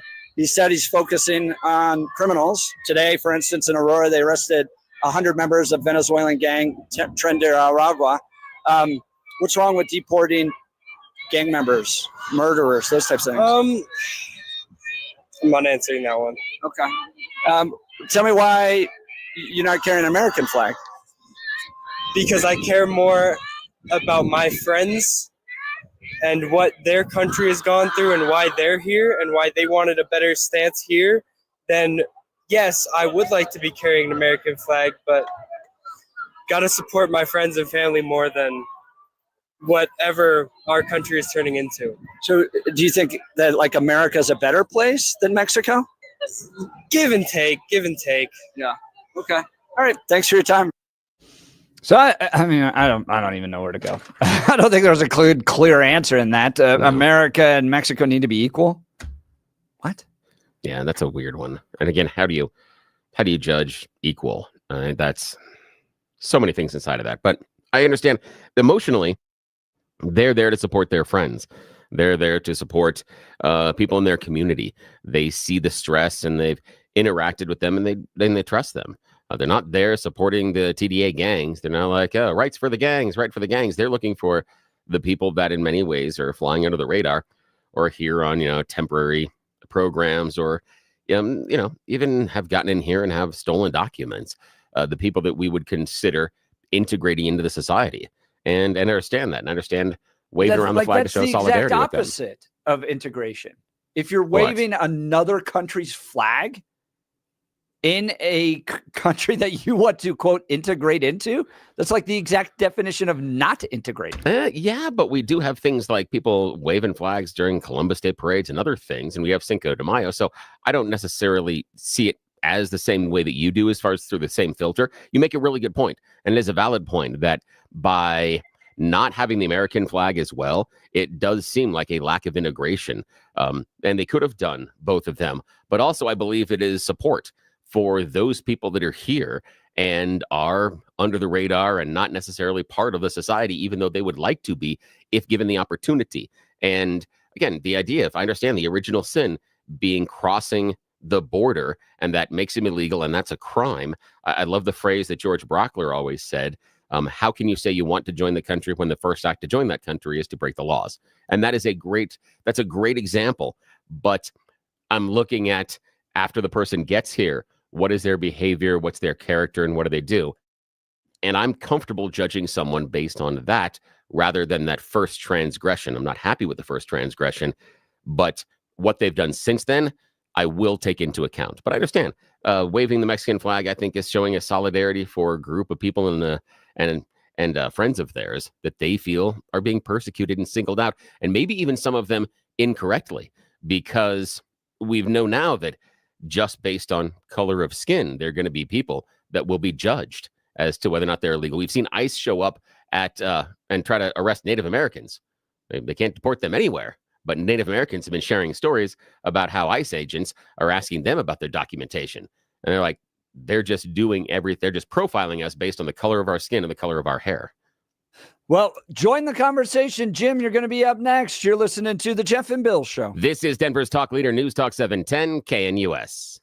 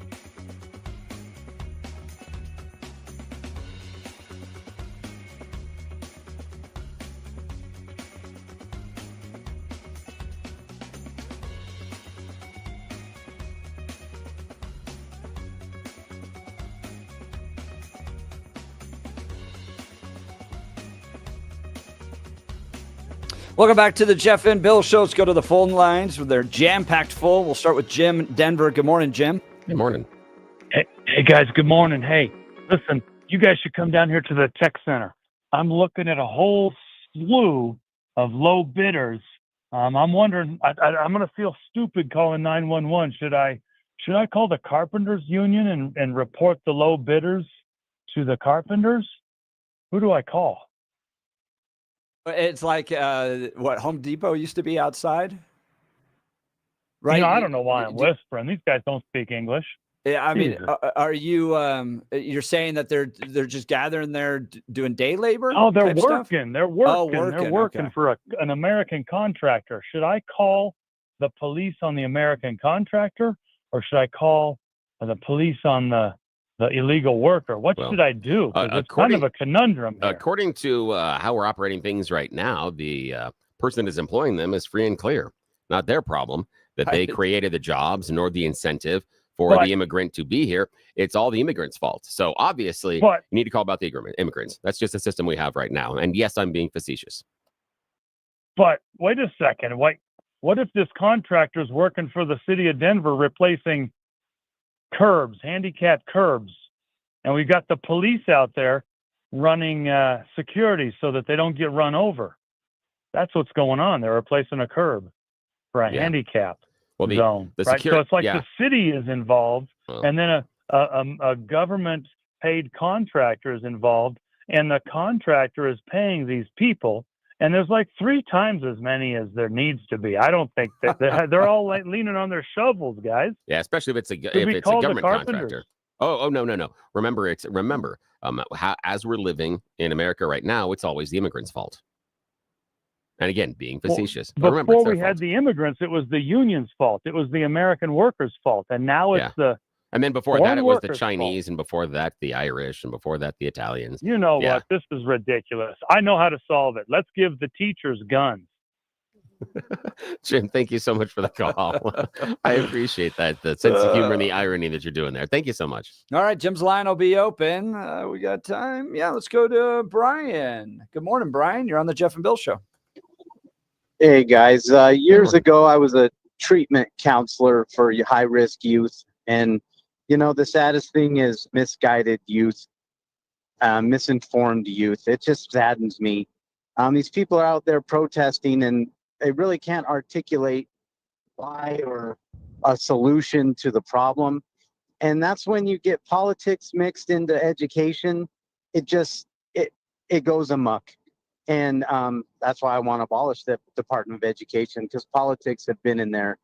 And, you know, I'd be a lefty. I was a political science major. I would have been a lefty if it wasn't for people like Rush Limbaugh and Mike Rosen just using, you know, following logic to reason. But that's what these young kids can't articulate.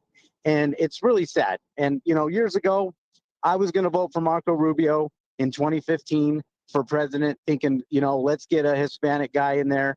And it was my mom, 3rd generation Hispanic, who said, I'm going to go for Trump because I'm sick of the immigration issue. This is an apolitical lady who never voted in her life. Great call, Brian. Great call. Brian. I appreciate it. We're going to continue this conversation. It gets better. You're listening to the Jeff and Bill Show. This is 710 KNUS.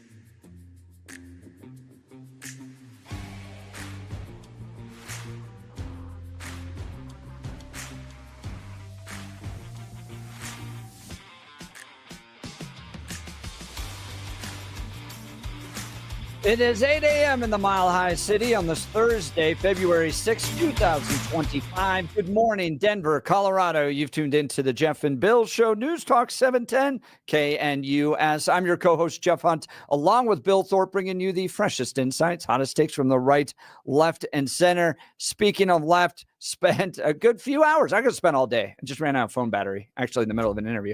I could have spent all day down there at the anti-Trump rally because it's quite entertaining to actually challenge people's kind of belief systems, statements, signs, all that stuff, Look and what I've done see to what you. they yeah, exactly. That's the way that I'm wired. See what they really believe, where it all goes. And yeah, there's It's fun, isn't it? There's a Bill Thorpe rubbing off on me. That is absolutely I am true. so proud of you. This is so good. I love that. When we come back from News and Comment with Blake Olson, I actually talked to a USAID employee. This was my favorite conversation. At the same time, argues how important U.S. funding is, and then makes the statement that it's actually worse now because of what we did. Again, the logic was rough with these folks. We'll get into that. Plus, I talked to a guy about how many genders are out there. He's wearing quite the hat, rainbow-studded hat.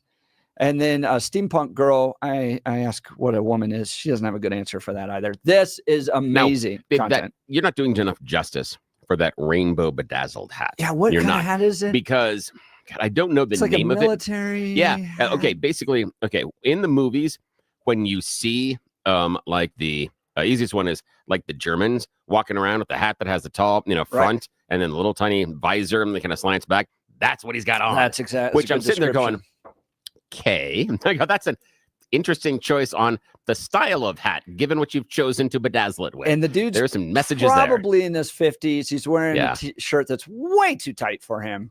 Yeah, but again, then it says Stonewall Riots, 1969. Yeah, I know. I was impressed with the t-shirt. I'm like, you're a character. I went specifically for the characters. If you were dressed like a normal person, I kind of ignored you. Oh, yeah. You're boring. I want to talk to the character. So if you want to dress up for the protest, you are our type of people. We're going to get into that and more coming up. But now, News and Comment with Blake Olson. Blake Olson. Blake Olson, News and Comment. All right, thanks, fellas. 31 and sunny in Denver, expecting a high of 53 today. The 7-10 5-day forecast coming up. Our top story. He said there had to be somebody that saved you, and I think I know who it is. And they looked up and they said, "Whoa, Don, you've come a long way."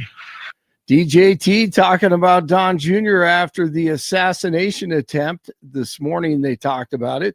47 is calling on the country to bring religion back. He spoke at the National Prayer Breakfast at the U.S. Capitol this morning.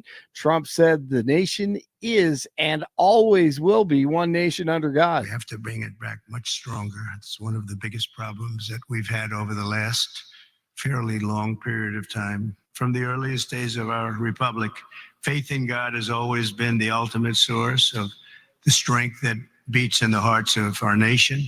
Federal agents are sweeping the Denver metro area looking for Venezuelan gang members and other illegal immigrant criminals. Tim Lenzen, acting special agent in charge of the Denver Homeland Security Investigations Office, said the ultimate goal is public safety. I won't measure the success in the number that we have. What I want to do is I want to measure the success in the impact that we have on the community. ICE worked with the FBI, DEA, ATF, and the U.S. Marshals Service Wednesday to conduct raids in Denver and Aurora. Residents of one Denver apartment building said federal agents went door to door demanding identification and detaining several people. Officials said the raids were designed to target at least 100 members of the Venezuelan gang, TDA. Denver Mayor Mike Johnston has agreed to testify before Congress next month before the House Oversight Committee. On March 5th, they will talk about why he doesn't want to make Denver safer through deportation efforts.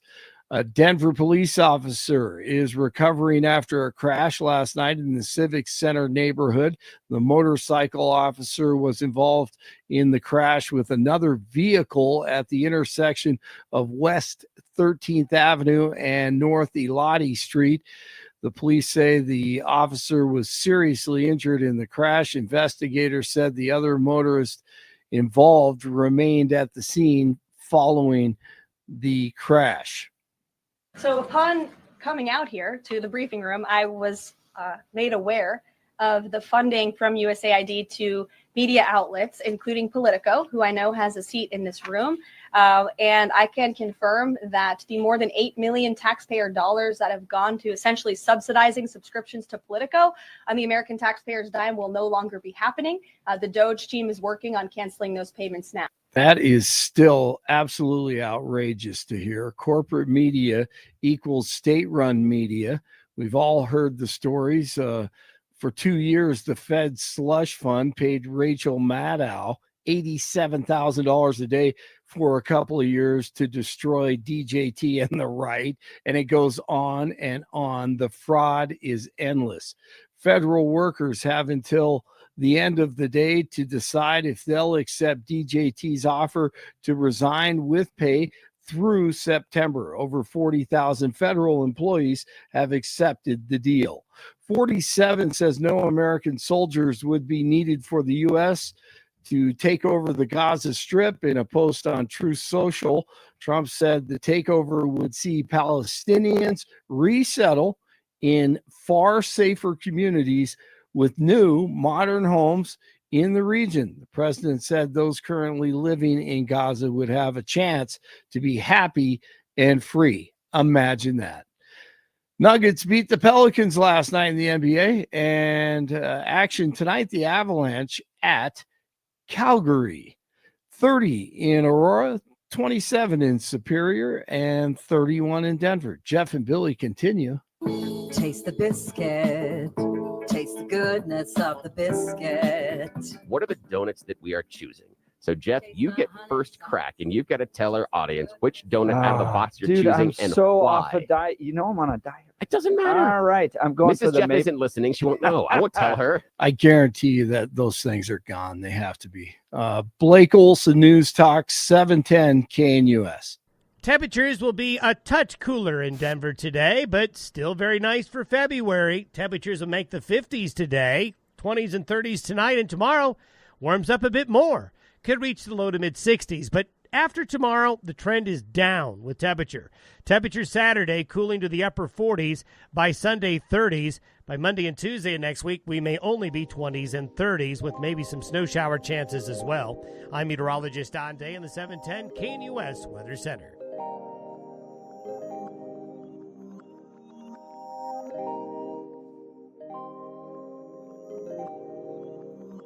All right, I want to tell you about my friends over at Advanced Hair Restoration. Look, if the last couple of years have taught us one thing, it's to value the things we can control, and addressing hair loss is no exception. Our friends at Advanced Hair Restoration can reverse years or even decades of hair loss with their simple one-day treatment. Your own natural hair begins to regrow the very next day, and your new hair is backed by the Advanced Hair Guarantee. It works for bald spots, receding hairlines, thinning hair, men, women, younger, wiser. Advanced Hair can address many different patterns of hair loss. Advanced Hair's top-rated physicians like Dr. Tanya Pauls have changed tens of thousands of people's lives, and now it's your turn. Schedule your free consultation by calling 720-459-HAIR. That's 720-459-HAIR. And to celebrate this brand new year, get special financing, 250 free hair grafts, and $250 off. Value the things you can control and start regrowing your own natural hair today. That's 720-459-HAIR, or become inspired with the before and after pictures at advancedhair.com. That's advancedhair.com. Let's go back to the phone lines. Jack, Wyoming. Good morning, Jack. You're on the Jeff and Bill Show. Morning. Yeah. Hey, guys. I know I talk to you guys way too much, but for the last week or so, there's been a lot of questions thrown out there is why don't the Democrats understand why they lost, and why don't they understand what their situation is, and why don't they come to grips with it? Well, the last period of time with Biden in office, it is demonstrated to anybody with a thinking brain that they are not a political party. The Democrats are not a political party. They're a fraternity of imbeciles with communist sympathies. And it's obvious that's what they are. And everybody can see that. And that's why they've been rejected. It just couldn't be simpler than that. Wait, But communist let me sympathies, jump- how are you coming to that conclusion? How am I coming to that? Yeah, I'm just Well, curious. communism basically says everybody's entitled to the same outcome. And that's what the Democrats pitch all the time. So, I mean, I'm really good with English, Billy. Is that hard for you to understand? Why the insult there, Jack? I didn't insult you. Why do you always go to insults No, here? but Okay. it should be. I'm Okay. assuming, Okay, and I know you're let's not make a it, dumb okay, man. good. Let's play assumptions, Jack. If it's obvious Jack, to me, it should be obvious to you. Which is the leader that has cozied up to Putin and talked about him making great choices with invading other countries recently? Would that be Biden or would that be Trump? You want to talk all day with me about the relationship between Trump and Putin? We can do it. No. You're not going to enjoy it. I asked you a question.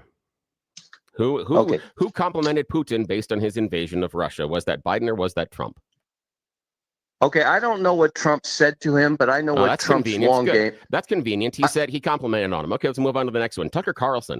Does Tucker Carlson think the authoritarians and Putin slow is up, Billy. No, Jack. No. You started the premise that the Democrats are communists. We're going to walk through this together. Tucker Carlson. Okay. He is a conservative media darling. He's a guy that is a thought leader on the conservative side. What is his opinion of Putin? And what are the conversations like between he and Putin? I don't talk to Carlson, so I don't know what he thinks. Oh, okay. So again, I agree. You don't know anything. You don't understand the conversations that have been going on inside the right. And the right has been holding up Putin as a great example of a leader that takes control of the country, is a strong leader, is an authoritarian, and the exact style of leader that should be emulated in the U.S. So if you don't know what's going on the right as far as the ecosystem, how do you possibly come to the conclusion that the Democrats are the communists when, by your own admission a second ago, you don't know what's going on? Fine. We've settled that. Move on. Make your next point. Well, you may have, but I don't recognize what you said. No, I know you didn't, but you're not paying attention to what the conversations are. And I just pointed out and you admitted it. I appreciate that. Thank you for the honesty. Intellectually. No, you have nothing. You have not. You are not entitled to interpret what I have I'm not admitted based on your interpretation. You're the one that said, I don't know. So you don't know what the conversations are. Yet you've come to a conclusion that you started with, yet you've admitted that you don't know all the information. Okay, that's fine. Nobody does. That's and fine. You do, Go right Billy. ahead. I see. You know all the conversations, and you know everything that Putin's thinking, and you know everything that Trump is thinking. No. My God, you're right up there with Danny Kaplan. No. You know, between the two Jack. of you know it. No, Jack. No, I don't. But I challenged your conclusion on who are the communists. And then what you did is you decided to insult me. So what I did is I brought in context. I brought in what Trump was doing and I brought in what Tucker was doing. And your response to that is, I don't know. So you had come to a conclusion without information that may change that conclusion. You may still hold that conclusion, but it might change the conclusion of the ideas of someone else that is listening to the show. That's fair. I don't know what you're doing. I know you I don't know what you're doing. I know it's hard for you to understand sometimes where I'm going, and I get it, man. Billy, I don't pretend to know what everybody else is thinking. I don't pretend to know. Yeah, I know. What is in somebody else's mind. I understand, man. I understand because it's so easy. So much easier if you didn't. Okay. Yes. Billy. Yes. The only person in history that knows what the other person is thinking is called the shadow. His name is Lamont Cranston. Who knows what evil lurks in the minds of men? Ha ha ha. The shadow knows. That's what you're talking about, Billy. No, I'm not. But I'm just now, challenging your assertion on it. But keep going. If you want to talk to me, you're going to have to make some sense. Nah, that's not necessarily okay, the purview of these conversations. What point but continue. Well, you want to make something else. If you can't stay on a point intelligently, I did. How in the world do you expect to talk to somebody like me? Oh, I'm sorry then, Jack. Go ahead. Have a good day. Obviously, you proved your intellectual superiority. Good job.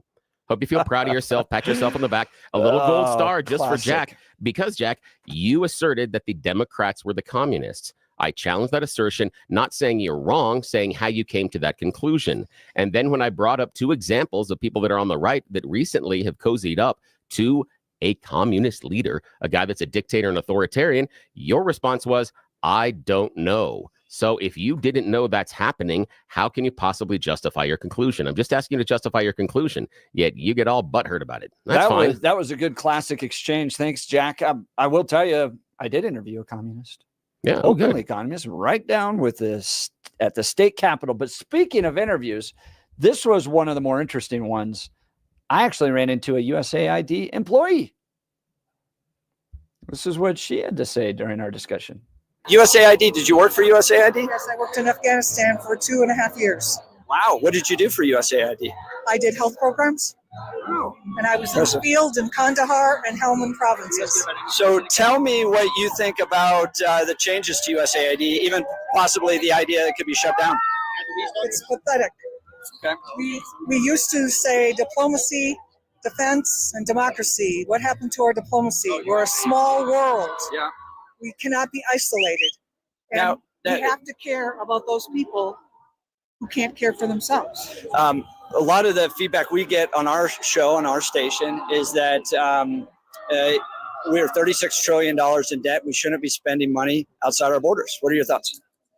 Our percentage, 4% of the budget is spent on foreign aid. That is minuscule compared to other countries. Yeah. And if we stop disease, and being a health officer, if we stop disease in one country, we will stop it in our own. So the other part is, well, why can't these countries take care of themselves? Because they're poor. Their governments are poor.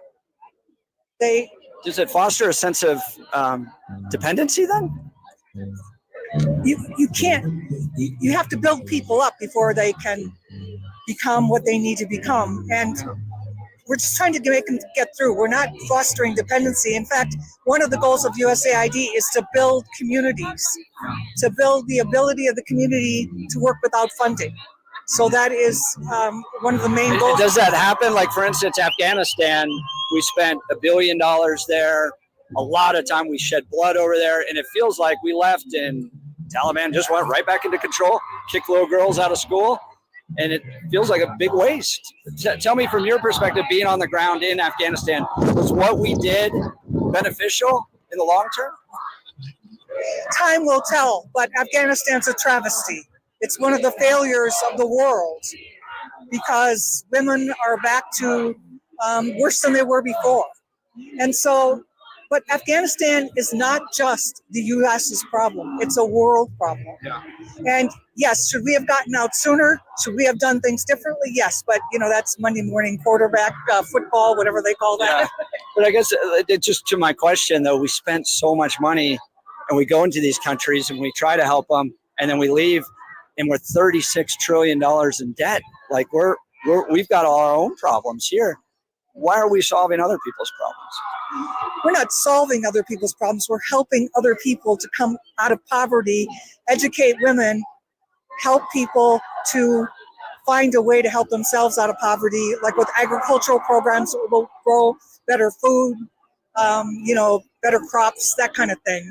Health care for children so they don't die at a young age. We do a lot of things that are very practical.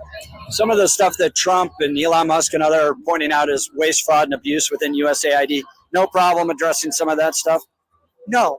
I worked for 20 years for USAID, and my daughter works for them.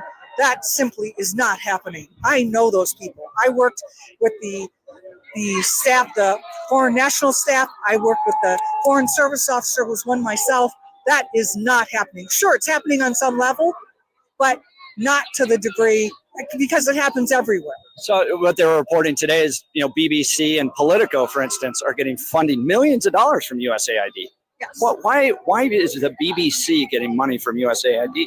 Because they spread the word of democracy and programs and civil rights and healthcare. BBC does a great job because they have wide coverage in the world and people listen to them, and so they spread the word to people about what their rights are, where to get health care, as I just said, and yeah, it's all good.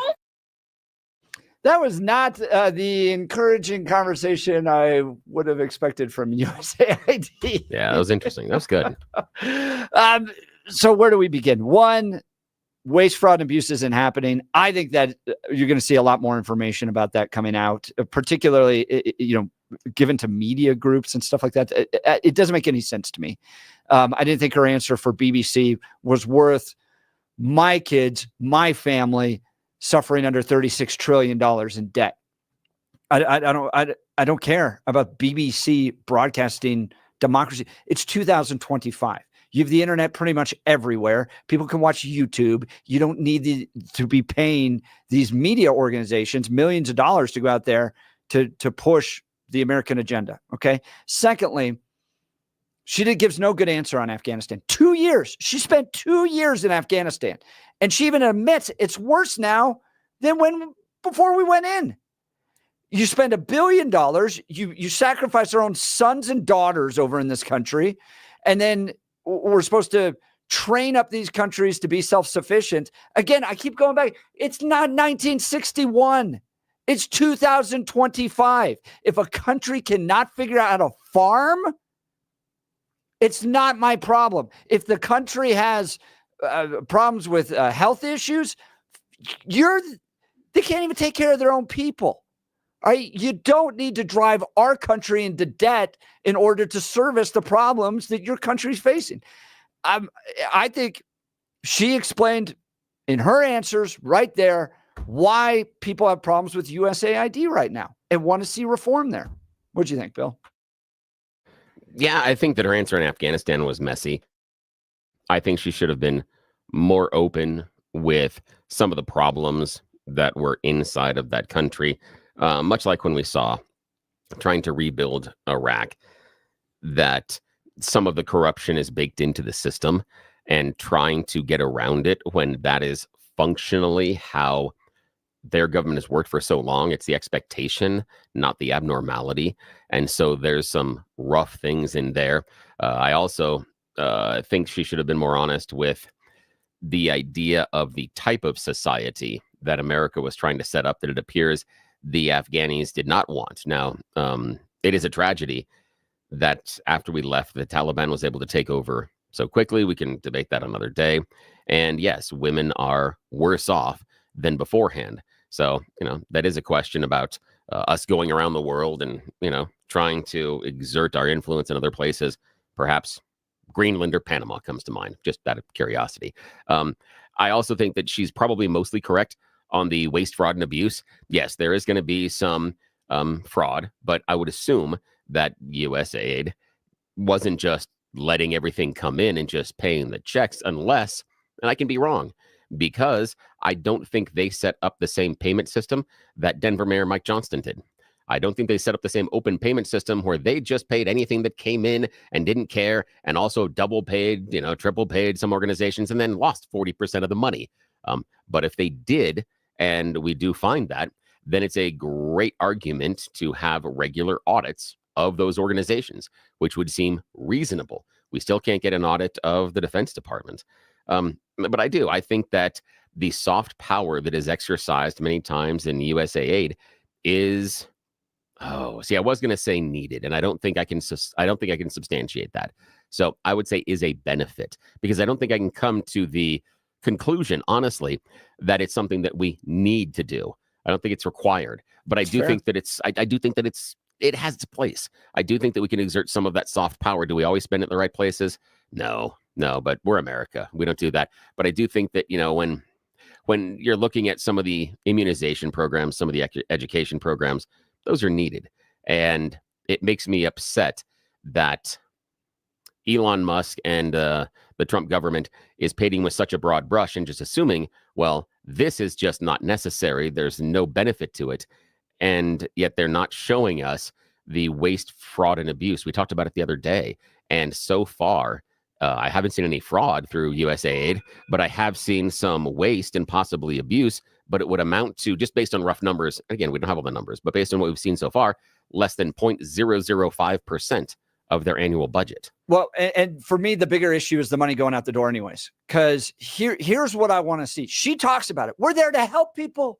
We're going to help get these countries up. Well, they're just poor now, but because of the good influence of USAID, we're going to teach people how to farm, how to develop economies, all that stuff. Okay. You were created in 1961. We're going on over 60 years of USAID work with an increasing budget year after year. Where's the list of countries that are now self-sufficient? I don't know. If I haven't seen the list, but I imagine that there are a lot of people that are better educated, probably a whole bunch of people that didn't catch deadly diseases that aren't potentially dead or disabled because of some of the outreach. And that's what I would have to see as well is, again, when we talk about it, that, if we are, I firmly believe that if we talk about the idea that we are a Judeo-Christian nation, then yes, some of this outreach is some of the calling that we are asked to do by our Lord and Savior. And if that's a setup, it's not about just pulling up the drawbridge and saying we take care of ourselves. The question, though, is if it is, I don't want to be spending all of this money on other people, and I want to be spending it here on American citizens. Then what would help me with that, and I'm not looking for it from you, Jeff. I'm looking at it from the government, because I don't think it's fair for me to say to you about this, although maybe in heated conversation later I'll bring it up, and that's just not necessarily fair, but I'm just saying it might happen. Where's that money going to go? What are we going to do with it? If it's better spent here with American citizens, just saying giving it back to the taxpayers, I'm not sure I agree with that, because if the idea is it's better spent helping people here, then where are we transferring that $50 million into? Is it going to food stamps? I want the debt gone. I want the debt gone, and I want people to be self-sufficient. You have 60 years of this operation, and I didn't get a list from her. I'm not aware of countries that are doing it. It's 2025. Bill, America is the most successful country in world history. Yeah. Right? We've been around for almost 250 years. Why a struggling country doesn't just go, maybe we should just try to do what they did? Why is it a constant state of dependence? I mean, the budget for USAID continues to just go up, and not a single list. And in her experience, Afghanistan worse off now than before we got involved. Show me where it is working. And I want countries to thrive as much as America does. But what I'm getting is a sense of dependency. Now, here's the thing. Just for a second here. The thing is that when you talk about what we're doing and where, what if they just do what we did, we should be really careful where on the timeline we want them to start, because we're probably not advocating for them to go into a country, take over the land, and then build it with slaves. Probably not going to advocate for that, but that's where we started. So we need to be really careful on where on that continuum we start. But most countries have been in that place. No, but if you're saying we were by no means the worst. No, but I'm just saying if the idea is let's do what America did. You can look at our principles. You go Judeo-Christian principle, founding, limited government, strong religious influence, free markets, free speech. You could go through all those things. And it doesn't seem like the countries are doing that. And I think the biggest problem is corruption, because I've visited a lot of these countries and I had to bribe my way to not get arrested in Russia. I had to bribe my way to go down and build an orphanage in Mexico. You have to bribe your way through all these countries that are just ripe with corruption. It's not rocket science. What we have fostered is dependency. Let's go to the phone lines. Johnny, Denver. Good morning, Johnny. You're on the Jeff and Bill Show. Morning. Yeah, I was listening to that last government worker you were talking to, and I'm thinking, like, in an office, maybe you have the people that they know they're laundering money, but do they want everybody to know what they're doing? Yeah. So some people that they're truly their heart is into it. I'm saving people, and then there's other people saying, keep thinking that, because we're funneling money to some of those protesters out there, because I heard of this group called Rent a Crowd, which I didn't know until Harris ran last year, that you could rent a crowd. Oh, yeah. Yeah, I've often seen the exact same people at just different progressive protests. Yeah, and maybe they're in charge of going on Facebook and then rallying up the other ones that will come there for free. There's some getting paid, and maybe that's why the Democrats are so mad, because if you find out where that money source is coming from and it's cut off, then you got to have real dedicated people who says, I'll do it even if they don't pay me. And how many of those people are there out there? I'd see the point, Johnny, but also how many times are we renting a crowd?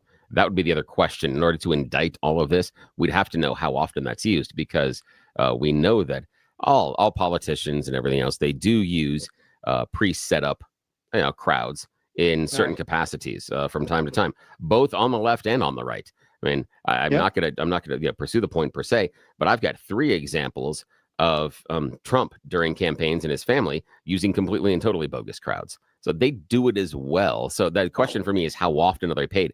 What I worry about is the assumption that because a large crowd showed up, it's not genuine. They're obviously paid. I'm worried about starting at that conclusion and then trying to work backwards to discount the protesters rather than asking if the protesters are there and they're being paid, and can we see that a significant number of them, and following to come to that conclusion that way. I'm just worried about where we start in order to get to that endpoint. Well, in talking to my daughter, who was in high school, she said sometimes they went out for a protest and she didn't even know why she was going. She just said everybody else is doing it. So you have that mentality of, if we get some people to go that direction, people will just join it because they want to be a part of that. But then you still have to have the captains that are leading that. Oh, yeah, that's true. And especially also high school kids. You can offer them a day off for almost anything, and they will go and do it. Yeah. Johnny, I sure Thanks, appreciate Johnny. the call. Thanks so much. All right, we're going to get to Steampunk Girl. I've got the transgender conversation coming up, and then one woman calling maybe for the assassination of Donald Trump down there. She really hinted strongly at it. I really pressed her to try to get an answer. We'll get to that and more. You're listening to The Jeff and Bill Show. This is Denver's Talk Leader, News Talk 710 KNUS.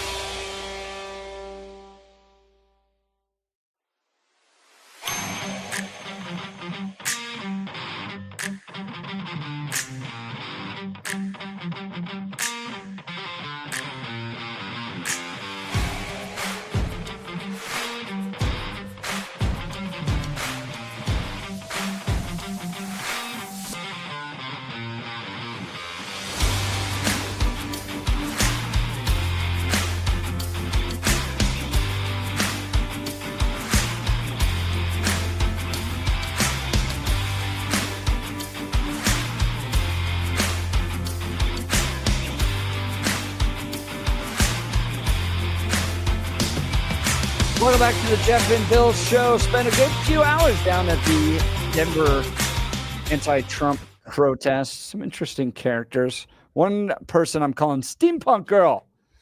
She was dressed in head to toe black, and she had these glasses on that were spiky, and then she wore a hat. So the only thing I could tell were her hands and her forehead. That was it. But we had an interesting conversation. Your sign says, punch Nazis. A good Nazi is a dead one. Eat the rich. Why are you out here today? I am out here for my rights, for the people who can't be out here for their rights, and I want to make sure that everyone is seen and heard because I am sick of this What rights are you talking about? The rights of immigrants, the rights of natives, the rights of women, the rights of trans, the rights of LGBTQ members, and the rights of everybody else that lives here in our country. Let's talk about immigration. Most of this is immigration. What rights does somebody have to come into a country that they weren't born into, aren't citizens of? Well, no one's legal on, stolen land. So technically, we don't really have a say to say who is illegal and who isn't. So you believe in the total open borders, kind of coming back and forth, cross borders? Yeah. Okay. Is that the way you live your life? Like, for instance, do you have locks on your doors at your house? I do. So you want to keep people out of your house, but you don't think that a country has a right to keep people out of its country? I mean, I don't lock my doors, so. Yeah. So you live open borders in your entire life. That's impressive. Tell me what about Donald Trump is being a Nazi? His fascist views, the way he is taking away the rights of basic American needs and just taking away just identities of people. That's up. Whose identities are they taking away? Trans identities, LGBTQ, they're basically labeling women as women instead of letting women be who they are. So what is a woman? A woman is someone who is able to truly be feminine in their own way and being able to just be feminine and be their own. I don't know how to put the words. I'm sorry. Okay. All right. Well, I appreciate your time. Thank you. Yep.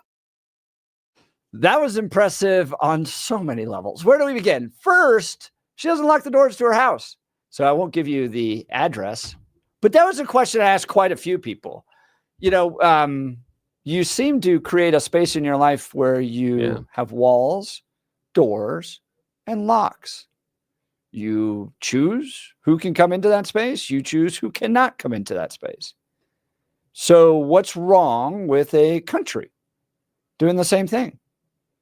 Especially if you're kind of open border, stolen land. By the way, the whole idea of stolen land, anyways, like you can have a functional government if there's no rule of law because you shouldn't be here in the first place.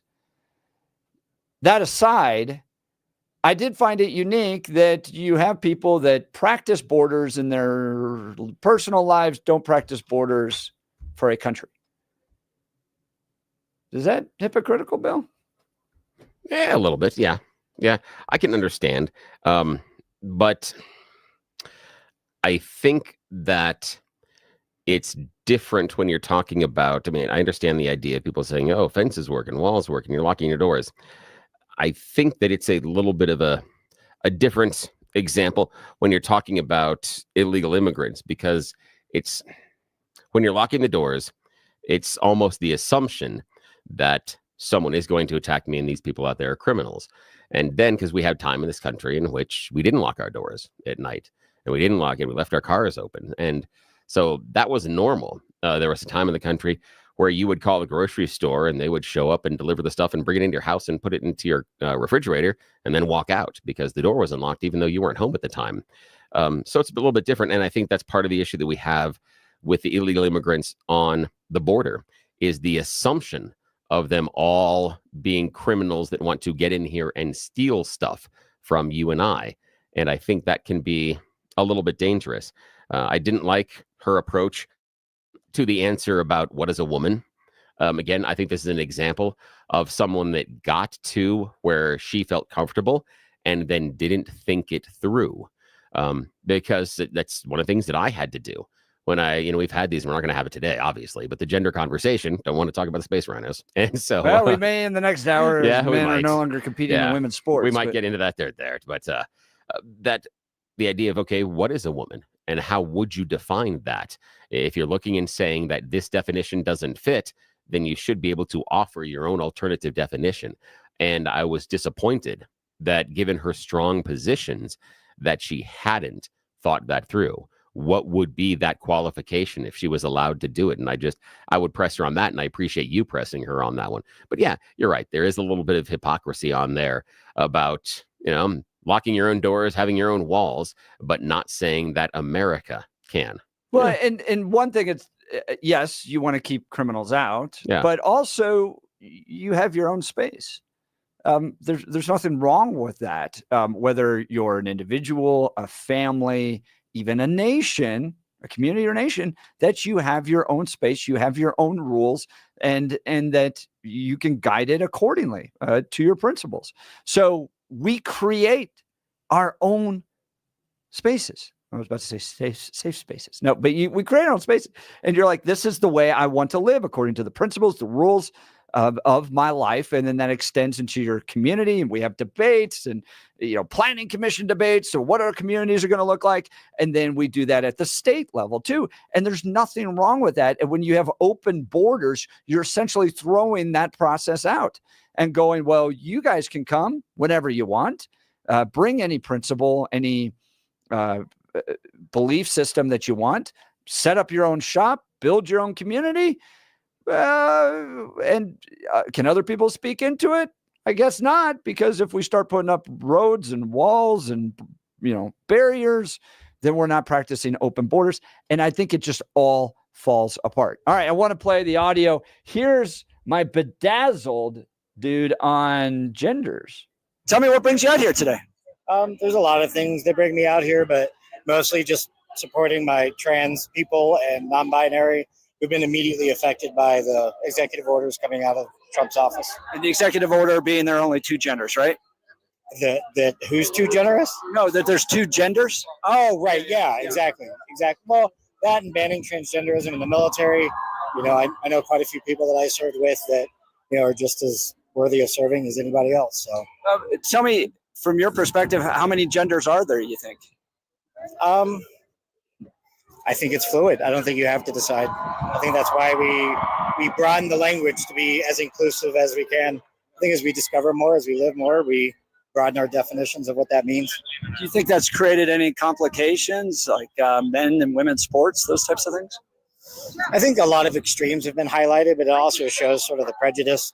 Certain people that actually identify as a woman, were born a woman, were called out during the Olympics as somebody that shouldn't be in women's sports when in fact they were a woman. So you can see how there's sort of this extremism that comes and the response to that, which is not helpful to anybody really. So today, Donald Trump signed into law essentially banning men from women's sports. Would you support that? Banning men from women's sports? Well, that's phrased within the context of a binary system. So right. I reject the premise. So a man could participate in a women's sport in your perspective? Well, I reject the premise because it's coming from a binary perspective. But what I will say this is coming from the military. Women were kept out of the military for a very long time, saying that they couldn't do the job, that it was they had additional medical concerns. A lot of the same things that you see being a spouse now. And what we found was that there is a way to make it equal, and there's a way to say if this is what's required to do the job, then that's what's required to do the job, regardless of what you look like, where you come from, what your gender is. And I think that's true meritocracy is what does it take to accomplish this? So in that context, if there are sports fields or arenas that want to do something where it's like, this is the task that's required. We don't care if you're a man. We don't care if you're a woman. We don't care if you're non-binary. This is what it takes. These are the physical requirements. Let's compete. So no special protection then for women's sports.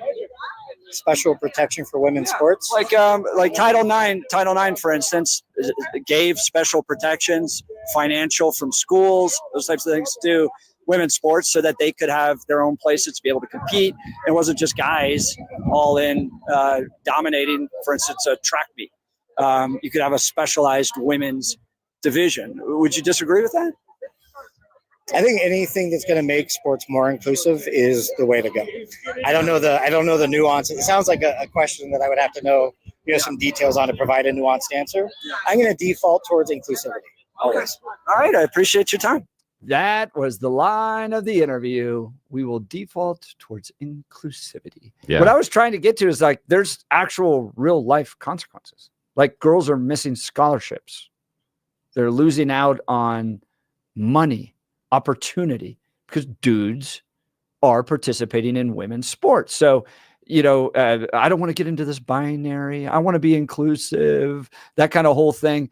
All right. Well, there's a rubber hitting the road here. You have real consequences to this thought pattern. And are you willing to accept them? Are you willing to accept women losing out on scholarships for inclusivity? And that's what we're going to talk in the next hour as well. We'll get to the phone calls. We got to get to a break. You're listening to The Jeff and Bill Show. This is Denver's Talk Leader, News Talk 710 KNUS.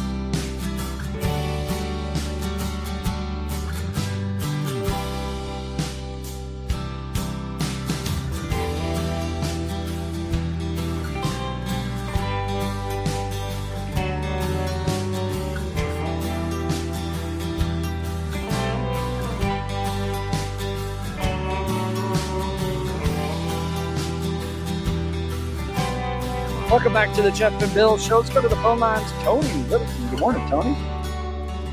Hey, good morning. I've listened to the discussion about USAID and I think what we're not looking at is the goodwill over the decades. The name USAID is a brand name. You know, countries see that banner show up, and it means something positive. And America right now is doing some things. Some of the things I know we're doing right now is helping to contain Ebola in one of the African countries. We're working in another country, helping them set up, establish a free press, how to set up Tony, a free we're press. $36 trillion in debt. Okay, all right. We'll start right there. You're looking at less than 1% of our budget, and then talking about our debt. I don't and, care. And yet, You got to start somewhere. I know. Okay, so I'm going to give you one to start on. Please.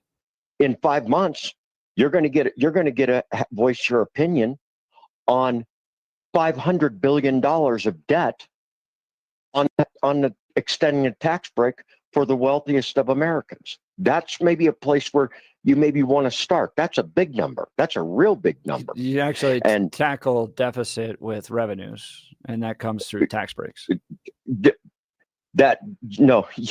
You're talking about trickle down. That didn't work in the first. I don't want to get off. I want to finish the conversation, because there's a flip side of that coin on how we damaged our goodwill, and I want to talk about that quickly. But you're making the We got argument like 15 right now. seconds, quickly.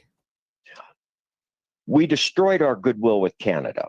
Going after what was less than 1% of the problem, and we destroyed our goodwill with Canada.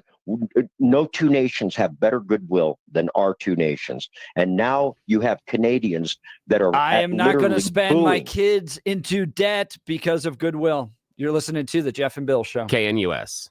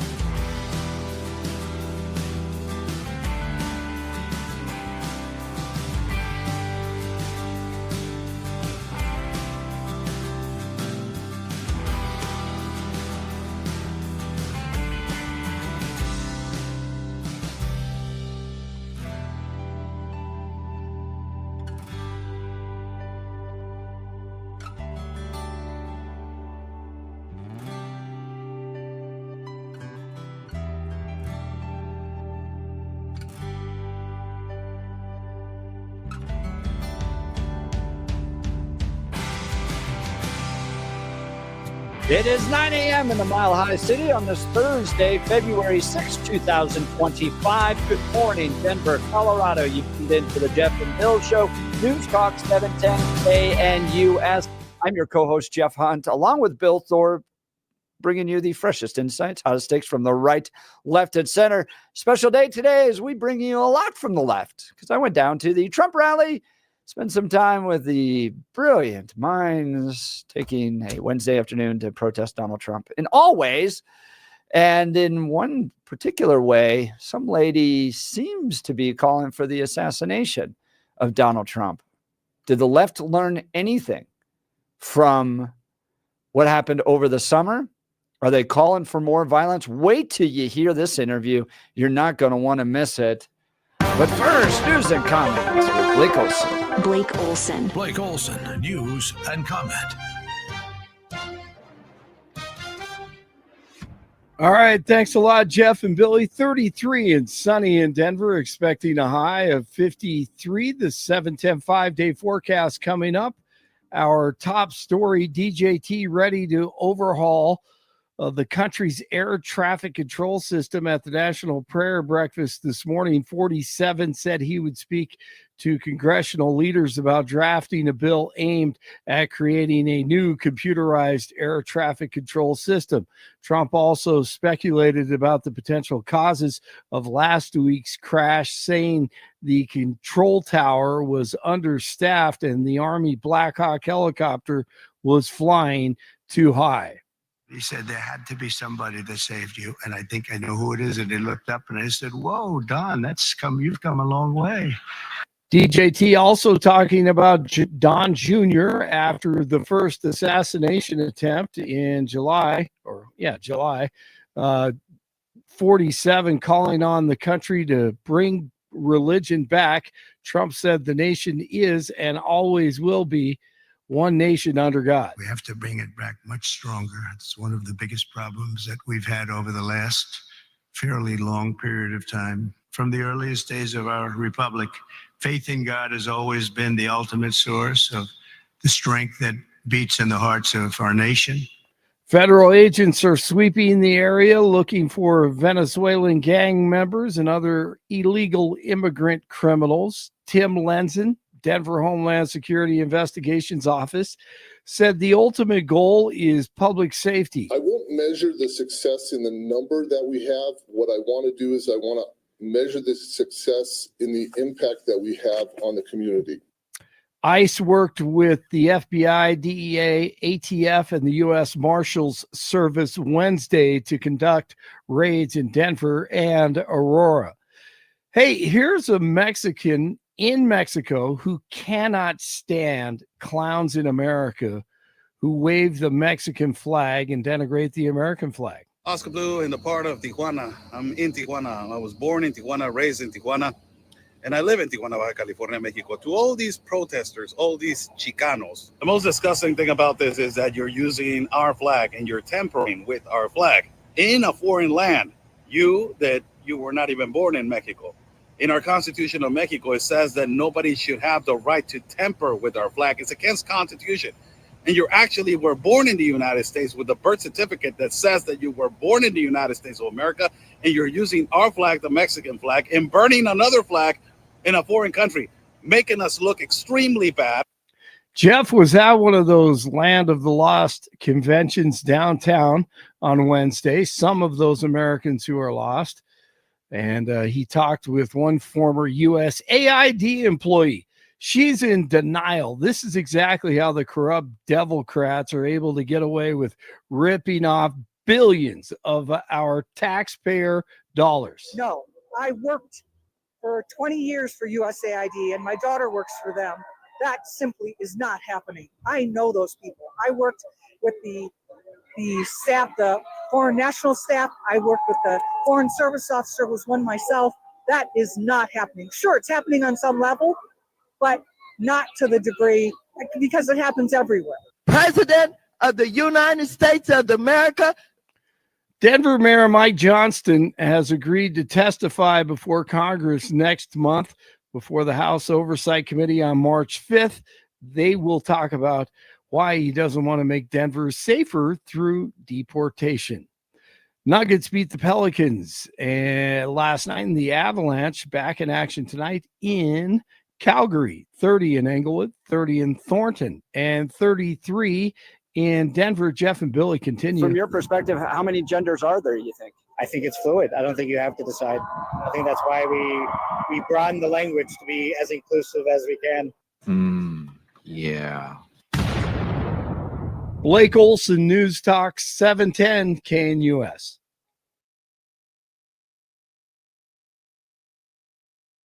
Temperatures will be a touch cooler in Denver today, but still very nice for February. Temperatures will make the 50s today, 20s and 30s tonight, and tomorrow warms up a bit more.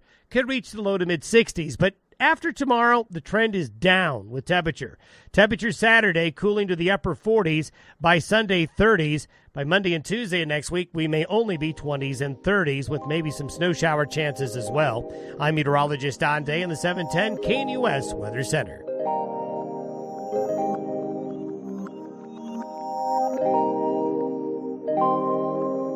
Lots to cover this hour.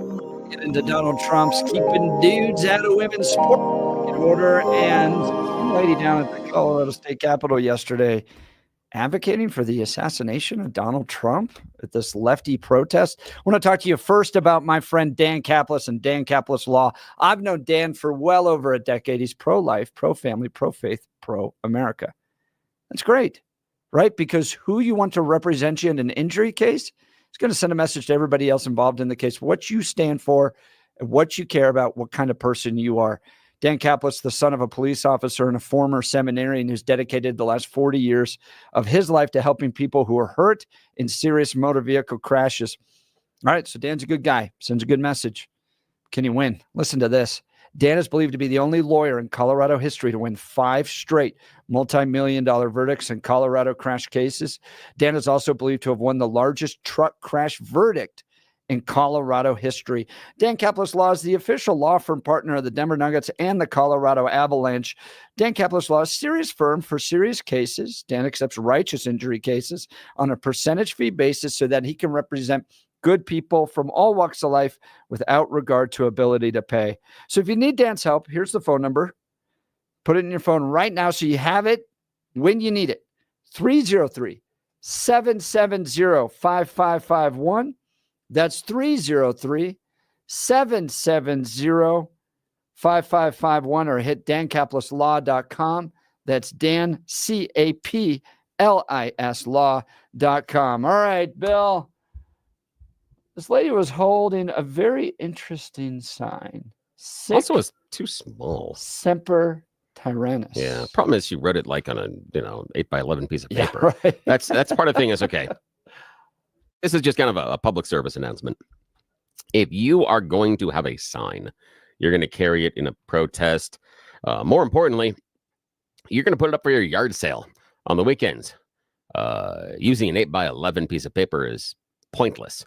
Useless. She was in education too. I know. Well, education, not in education. She studies it. She does data. Yeah. So she's a wonky person. She's not a person that's in the education field per se. She's not teaching young skulls full of mush, as Rush used to say. Thank God. I specifically asked that question too. But the issue being that the sign's too small. You put an 8x10 sign up for your yard sale, you're going to be alone the entire day. Have you seen how large the stop signs are?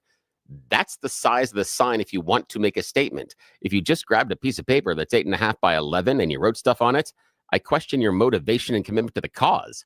You can't go to Walmart or the Target and get a larger piece of paper. Can't tape a couple of together. You lost a Scotch tape. But seriously, I mean, I'm being facetious here, but I'm also proving a point that if you have a little tiny sign, unless you're a little tiny person, it's worthless. No one saw her sign, but yeah. But it's an interesting conversation. The words are very interesting. And she has them on both sides, and she'll tell us about them. Sic Semper Tyrannis, which was yelled, I believe, before the death of Julius Caesar, but it was John Wilkes Booth too. More recently, what was yelled when John Wilkes Booth and it's death to killed Abraham Lincoln. Really? Really? After 2 assassination attempts, this is what you're going to lead with? Tell me what your sign says and what it means. Sic semper tyrannis, which is thus always to tyrants, the Latin phrase meaning that all tyrants are kind of destined to fall. And on the other sign, we have a reference to Julius Caesar crossing the Rubicon, in which he basically made a move that damned him to civil war and ultimately was his ruin. But it was the fall of the Republic first, and then, of course, the rise of tyrants. So. Now, correct me if I'm wrong, but Julius Caesar was killed, wasn't he? Oh, yes. So are you advocating for the assassination of Donald Trump? I think I'm saying that there's historically a precedent for tyrants to end in bad ways. So I'm just saying if we are emulating some sort of Roman empirical takeover, it seems like that is a reference often made that we're going to return to the greatness of the democracy of Rome, that maybe we should take the lessons of history into mind, right? That this doesn't end well for people who take these stands. It doesn't mean that anyone's going to do anything. It could be 400 years from now. You create a tyrannical controlling nation, things ultimately will fall. Tyranny doesn't last. Do you think Donald Trump was duly elected? I think that the American people elected him, but I think that we have a serious problem with education in the United States, and a lot of people don't know their civic rights. They don't know about democracy. I think fundamentally people cannot recognize when they're staring into the eyes of a potential authoritarian. So what about what he's doing do you consider authoritarian? I think that he has taken a lot of movements with his executive orders that bypass a lot of the democratic processes of our nation, that a lot of that goes against very fundamental processes we've put in place from the start of our great nation, and that type of action is reckless, that ultimately it can have great impacts on how things are handled in terms of a democratic process. What do you think out of his executive orders? He signed a lot. What do you think is the worst one? I think that a lot of them to do with education. There's the school choice one, particularly I am an education researcher. School choice notoriously defunds the public education system. It's already experiencing very limited funding, takes resources away, and ultimately benefits a lot of people who are already wealthy and already have access to private institutions. That money to go to schools that you choose ultimately drains away at the public institutions that teach children about democracy and make us able to avoid situations where we put authoritarians into power. When you say education researcher, are you a teacher? No, So what kind of research? it's broad. I'll give you that. Okay. But Now, my understanding is we're actually spending more per pupil now than we did when the Department of Education was founded. I think it was $2,000 per pupil. Now we're up at $14,000 federally. So still not enough. How much is enough, I you think? Education is priceless. I think that ultimately to have freedom to make choices is priceless. And education is the foundation to that. Whatever the amount of money it takes, certainly better than our military. So would you okay. That's her walking away. Yeah, if you're standing at a rally, an anti-Trump rally with Sic Semper Tyrannis sign, you're calling for his assassination. I can see that. Nah, I'm not necessarily. I don't think that she's calling per se for his assassination, saying that we need to kill this man now. But I do see her point of this is the end of tyrants. And does she believe then that Donald Trump and the administration is tyrannical? And so the question I've gone is, do you think that this administration is tyrannical? Yes. How do you come to that conclusion? And then from there, if that is, are you advocating for the death of anybody inside this administration? And then you can kind of explore the idea that she says this is a warning, because she did back away from it some, saying that, people get incensed and decide to, take these matters into their own hands. And we've seen, I think that her argument is somewhat misaligned. I'm not sure. I do think that we've talked about it. There are some authoritarian tendencies inside of Donald Trump, but I don't think that he has chosen them because he's gone through a philosophy class and said, ooh, I like this a lot. I just think that's how he's wired and that's how he runs businesses. And it gets things done when you are the CEO of a large company like he is. And so you have to run it as a tyrant. You don't ask for votes from the rank and file people about what decisions you're going to make. And so that's how he functions. I don't think that's necessarily, that's why I don't describe it as an evil inside of him as other people do. Yeah. This is how he's wired and this is what he's chosen. And I think that's fair to understand that that's that thing that he's chosen, but he's not doing it out of a drive in order to be evil. I disagree a lot of times when someone say that, the choice between the Democrats and the Republicans is a choice between good or evil. I think there's a gradient in there. But again, conversation for another day. I ran into quite a few people that see him as Adolf Hitler, see him, Donald Trump, as a authoritarian, as this is the fall of our country. And when I would ask him that question, all right, well, wasn't he duly elected in a democracy? What, didn't democracy work? It just didn't work in the way you wanted it to. So how are we spiraling towards, the catastrophe of an authoritarian regime? And there weren't good answers for that. I'm so proud of you. I'm so proud of you, because that is exactly what you should be pushing. And especially the idea of asking, wasn't he democratically elected? And I appreciate the person you just talked to saying, well, yes, he won the election.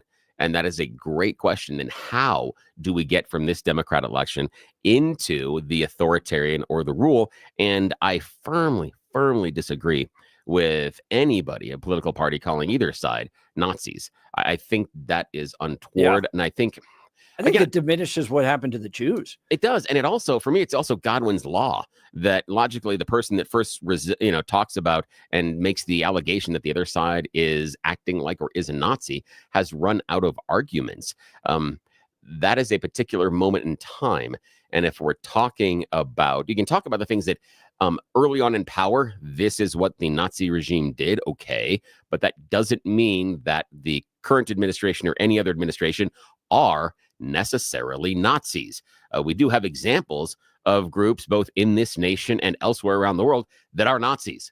We've seen them. We have them. They seem to like to wear the flag and the stuff. And so that's it. I firmly disagree, because I believe it does erode, as you outlined. It erodes their argument. As soon as you say Nazi, it's okay for all of us, including someone that may agree with them, to just discount that argument. It's just an awful thing to do. It was a fascinating time down there. I appreciate everybody that spoke to me. I thought we had a good conversation for the most part. Some people walked away, which they have the freedom to. I always said to folks, look, you don't have to answer any question you don't want to.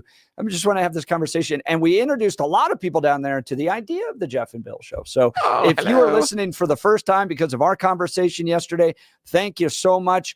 Look, there's lots more conversations I had. I just couldn't get to them. I talked with an avowed communist about where communism is actually working. Not a great answer there. I bet not. That's a rough one. So lots of additional conversations that I'll put online. If you go to x.com/Jeff Hunt, we'll have them there.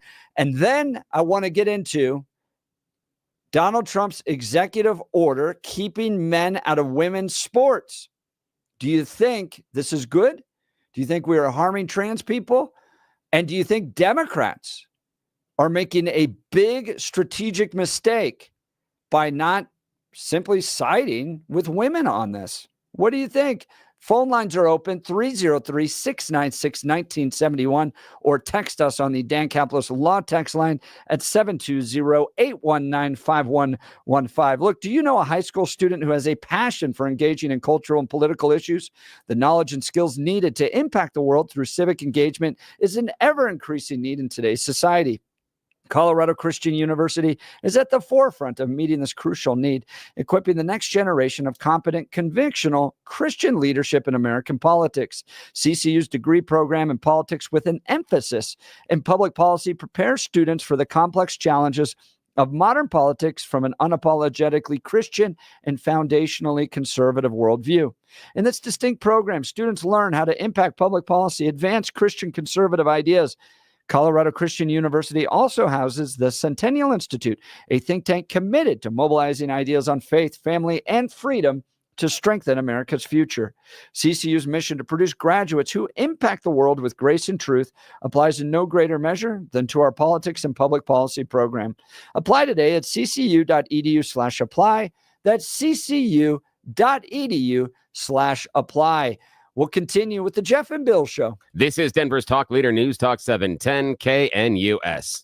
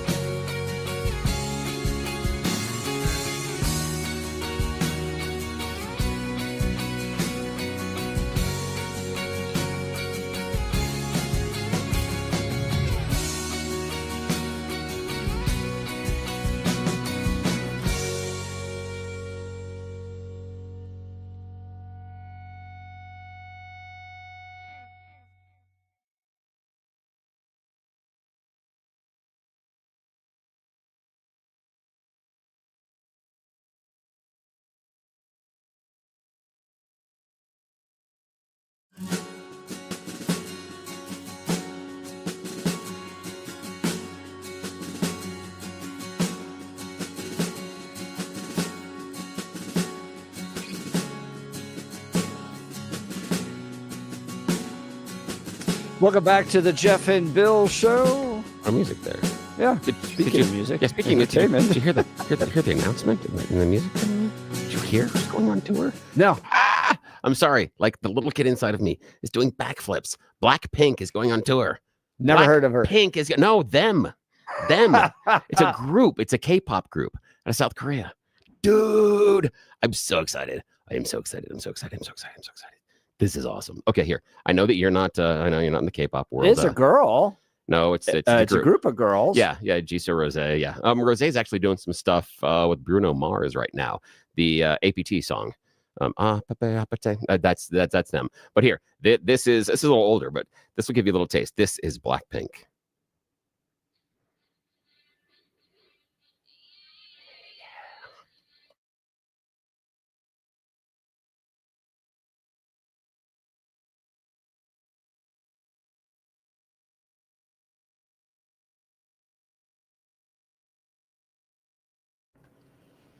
The Bill, there's a side of you that's still in middle school. Oh, it's so good.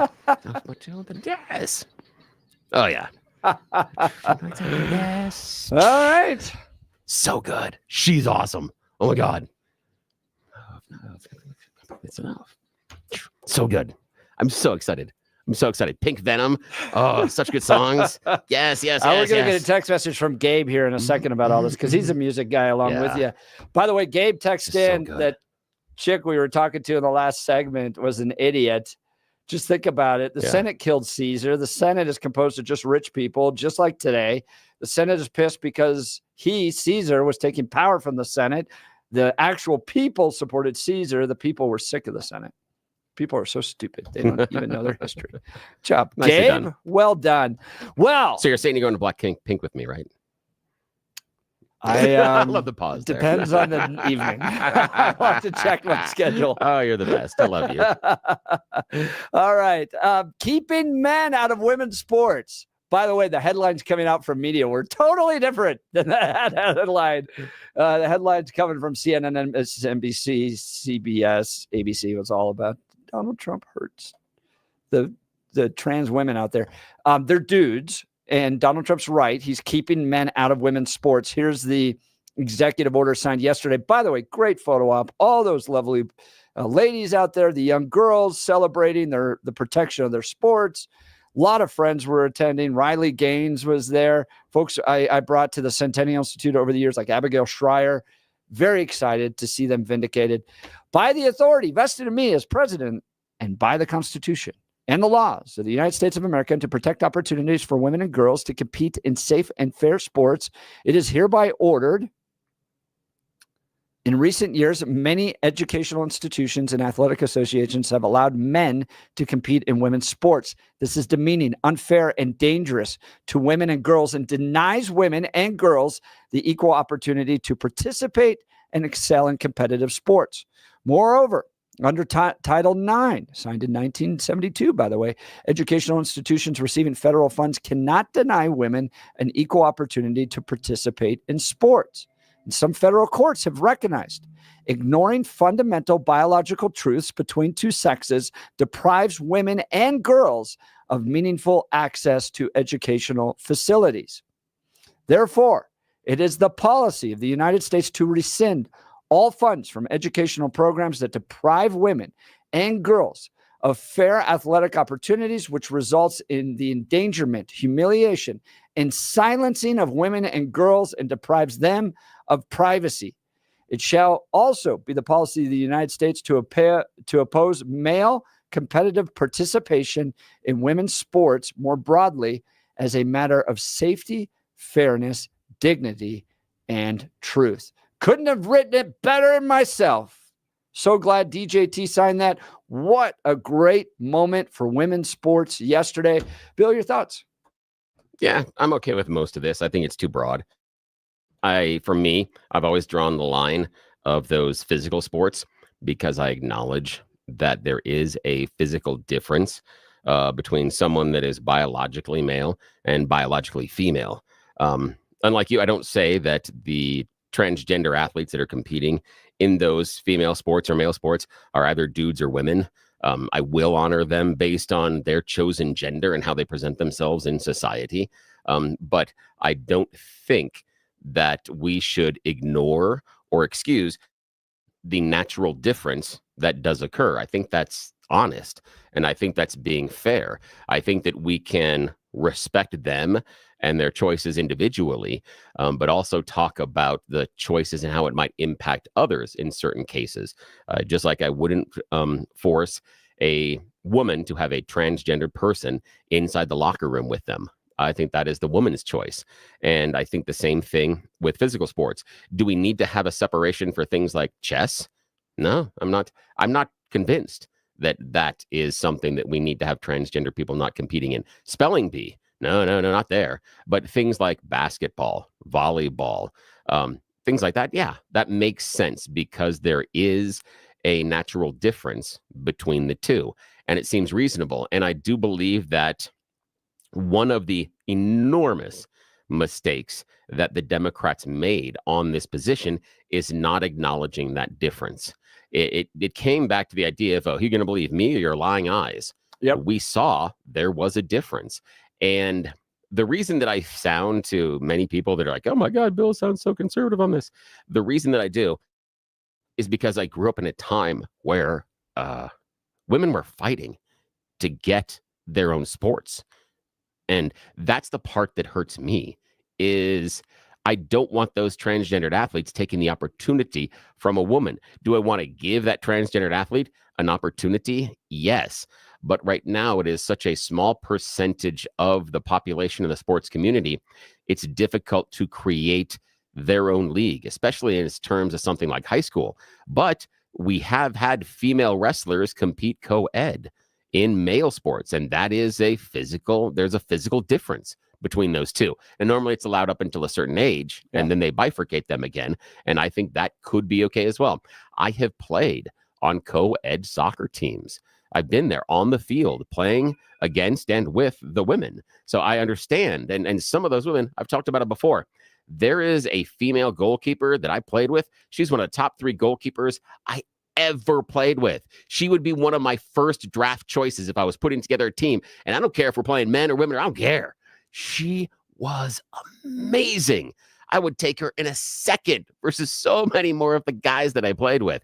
But we need to be honest about there being a physical difference and acknowledging what that means. And plus, there are a lot of women I knew and had to fight. And because I'm a soccer player, we had to fight for respect when I was coming up. So I understand the idea of fighting for the respect of the female sports and their athletes. And I'm not okay with taking away some of their opportunities, because if we do believe, and this is going to be difficult for some people to hear, if we believe that we need to allow transgendered athletes to cross over into the other sport, then we should just have sport. We should just have one basketball team, one baseball team, one volleyball team, and everybody plays on the same, and all the men and the women try out together, and then you choose from there. If that's where we're going with this, if we're not going to acknowledge at a core a biological difference. Because what if I talk to you about, Jeff, and what makes you the maddest sometimes, makes that vein in your head pop out when I talk about the difference biologically between the sexes, and then gender being a societal construct. Yes, right. It's when the little vein in your head starts popping. And that's it. That's at the core of this, because I see the difference. So I'm okay with enforcing the difference. And this is one of those interesting things that parties shift on. So parties have adjusted over time. In fact, it was not the Republicans necessarily that were out there super happy about Title IX, because they didn't like the idea of the federal government forcing colleges to have to spend equal amounts of money and that type of thing on women's sports. But now, since Democrats have gone all in on transgenderism, Republicans are the ones defending the natural distinctions between male and female.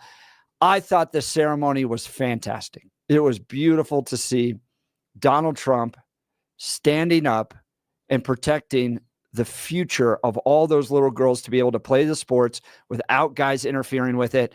And I get frustrated when you had the Republicans that were not favorable towards Donald Trump, but actually going all the way to supporting Kamala Harris. You would have never had that signing ceremony yesterday if it wasn't for Donald Trump winning that election. Kamala Harris was not going to sign that. Think about that. Kamala Harris could have been the first woman president would not have signed an executive order protecting women's sports from male interference. I'm not sure about that. Oh, there's no way she would have signed that. I'm Are you not kidding? sure about She that. was so in the tank for the LGBTQ side. See, I'm not sure about that because I see the difference in where she was running for the nomination during the primary against Biden, and then where she was running for president this time. It seems like there was she was reading where the wind was. She didn't do a good job of it, but she backed off some of her more liberal positions. That she was San Francisco, California, then vice president. She was progressive at its core. She would have never told the LGBT community that she was going to protect women's sports. I'm not certain about that. I'm not certain about that because of the other things that she had changed on and the other things that she had soft sold on.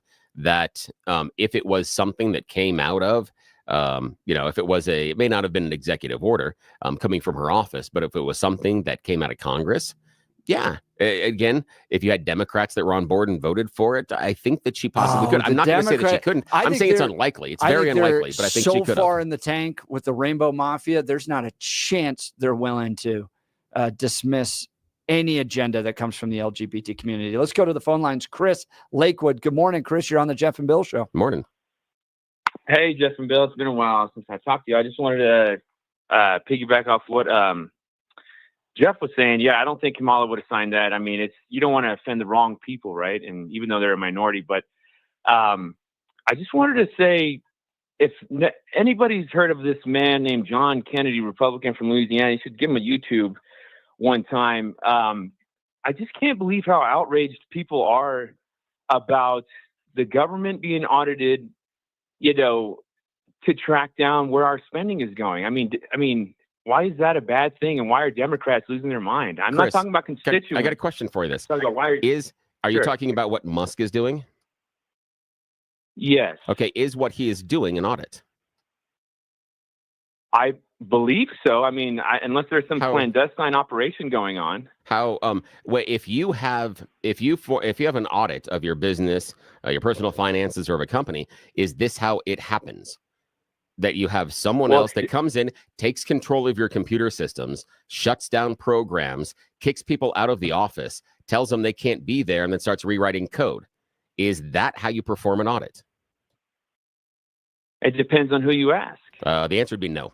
That's not how you perform an audit. And so I disagree with you saying that what Elon Musk is doing is auditing. If he was doing auditing, this would be a different process and procedure. What he's doing is he's looking to take control of those mechanisms and close things that he or other people disagree with. Now, we can, again, I'm not going to argue whether or not you agree or disagree with that. I'm just saying that's what he is doing. Again, we can go back to what he did with USAID. He talked about he said it was a den of vipers and things, yet we have seen a fraction of a percentage of the money that they have being used in things that I would consider to be either waste or abuse. He hasn't demonstrated the fraud yet. And that was part of the thing that when he came out and talked about it. We also have seen revealed that USAID was investigating Starlink for some of the contracts they have inside of Ukraine. So he was actually under investigation of this organization, branch of the government, that he said was a den of vipers. And then he turned around and said it was full of fraud, hasn't demonstrated the fraud, and closed them down. Again, coming into the company, closing it down, taking control of the payment systems, and rewriting the code is not how you perform an audit. I could understand the hesitancy and the worry there for, the conflicts of interest, we'll call them, I guess.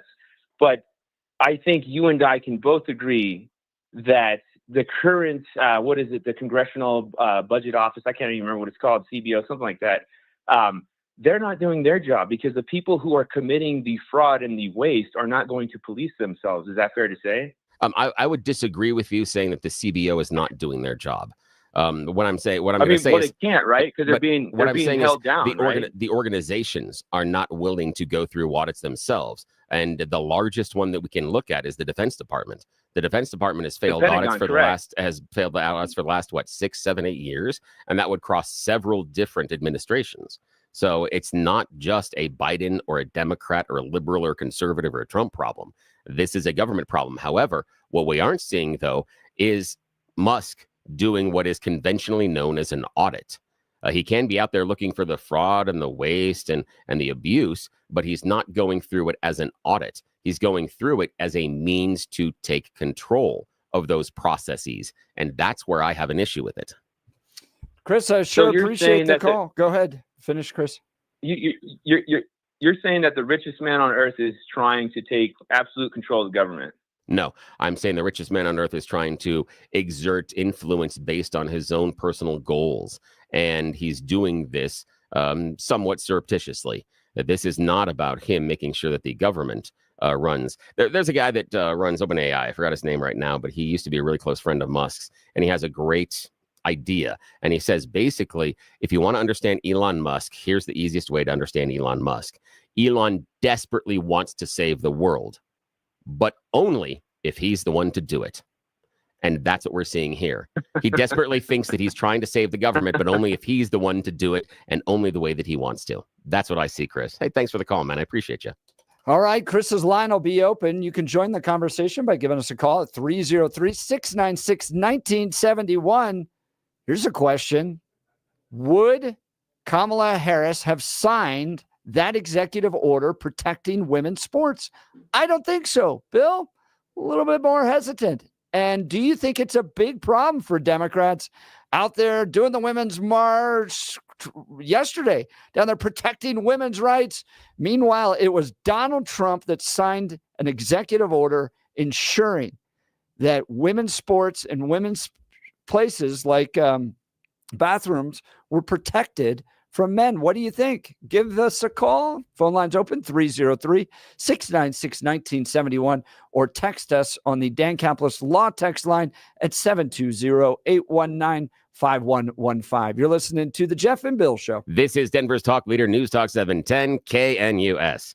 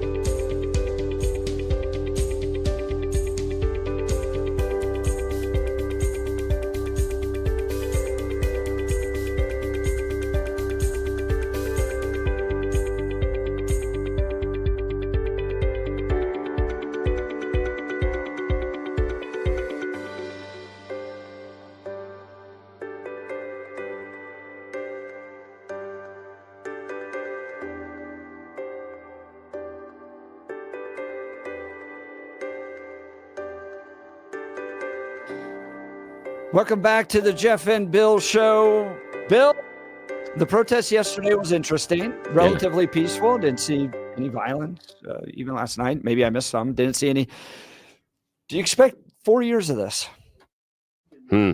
Yeah, I do. I think this is going to be a long 4 years. It's going to be great for the show. It's going to be great for me. I love it. Yeah. I'm so happy. This is exactly what I voted for. I'm thrilled with DJT and Elon Musk. People were asking me that yesterday. Really? This is what you voted for? Oh, yeah. Wow. People were like, well, Elon Musk, his access. And I'm like, so what is he going to do with it? I don't know. Well, how's it going to affect you?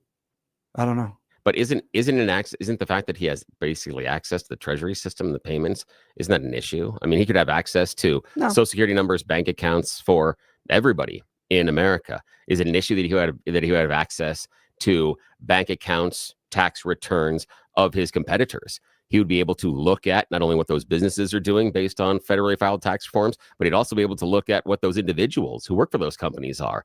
You wouldn't want to give anybody that access inside the competition. That wouldn't be fair. The use of that type of information in a nefarious way a crime.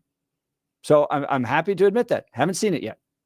So right now, my perspective, Elon Musk is rooting out the rot within our federal government, and I'm glad that he's doing. But everything I've seen so far. Where's he shown the rot? He's shown some waste, but where's the rot? Where's the fraud that he's been posting about? Oh, he hasn't shown around USAID. No, he hasn't shown fraud. A lot of that's coming out. No, he hasn't. I haven't seen fraud. I've seen waste, things that we don't agree with based on programs, and you may not like the programs, but that's not fraud.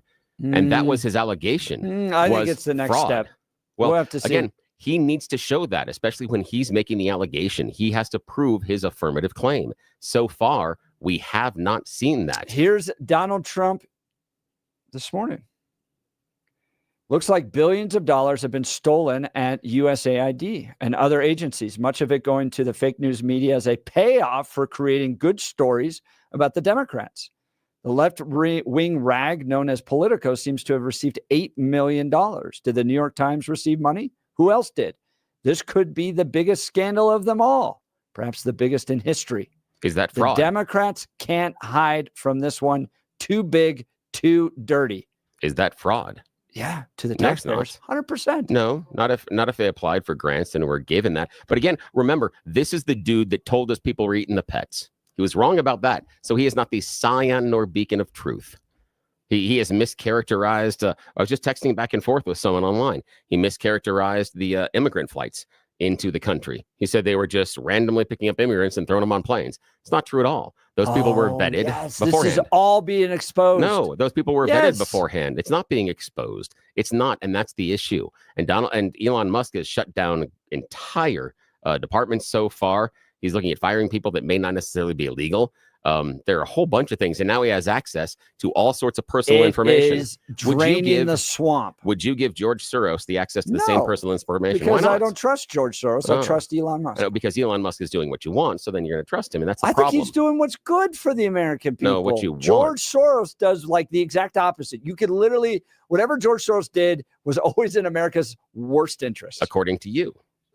And I understand your literally perspective. Everywhere, dude. No, when he was understand your perspective on funding that. these DAs, his push for drug decriminalization, doctor-assisted suicide, radical abortion, everything that George Soros has done. Again, from your perspective, and you believe that everything that Elon Musk is doing is wonderful for America. Again, it's a perspective, but what you're not okay with is the idea of both of them being able to do the same thing. Yeah, they are. No, they're not. Yeah, they're both oligarchs. Different. They have fundamentally different worldviews. They have different politics, but they are fundamentally the same. They're both basically oligarchs that use their money to influence policy and positions inside the United States. And one of them is seeking to reduce the size of government, and the other one is looking to fundamentally transform America. But you could say that in some ways that George Soros is trying to reduce the size of government as well. I mean, it's all based on perspective. So I understand that because he's on your team. Has George Soros tried to reduce the size of government? Because he's on your team, you like him. Different. Because he's on your team, you like him better. You guys have your own George Soros. Because our teams aren't the same. Embrace it. Embrace it and understand that you now have your own oligarch. That's why I think that what Elon Musk is doing is fantastic. Yep, I know. And you don't see all the lies and all that. That's okay, Where? though. Where's the lie? All right, the debate will continue tomorrow. You're listening to the Jeff and Bill Show. This is Denver's talk leader, News Talk 710 KNUS. Have a good day. We're almost to Friday.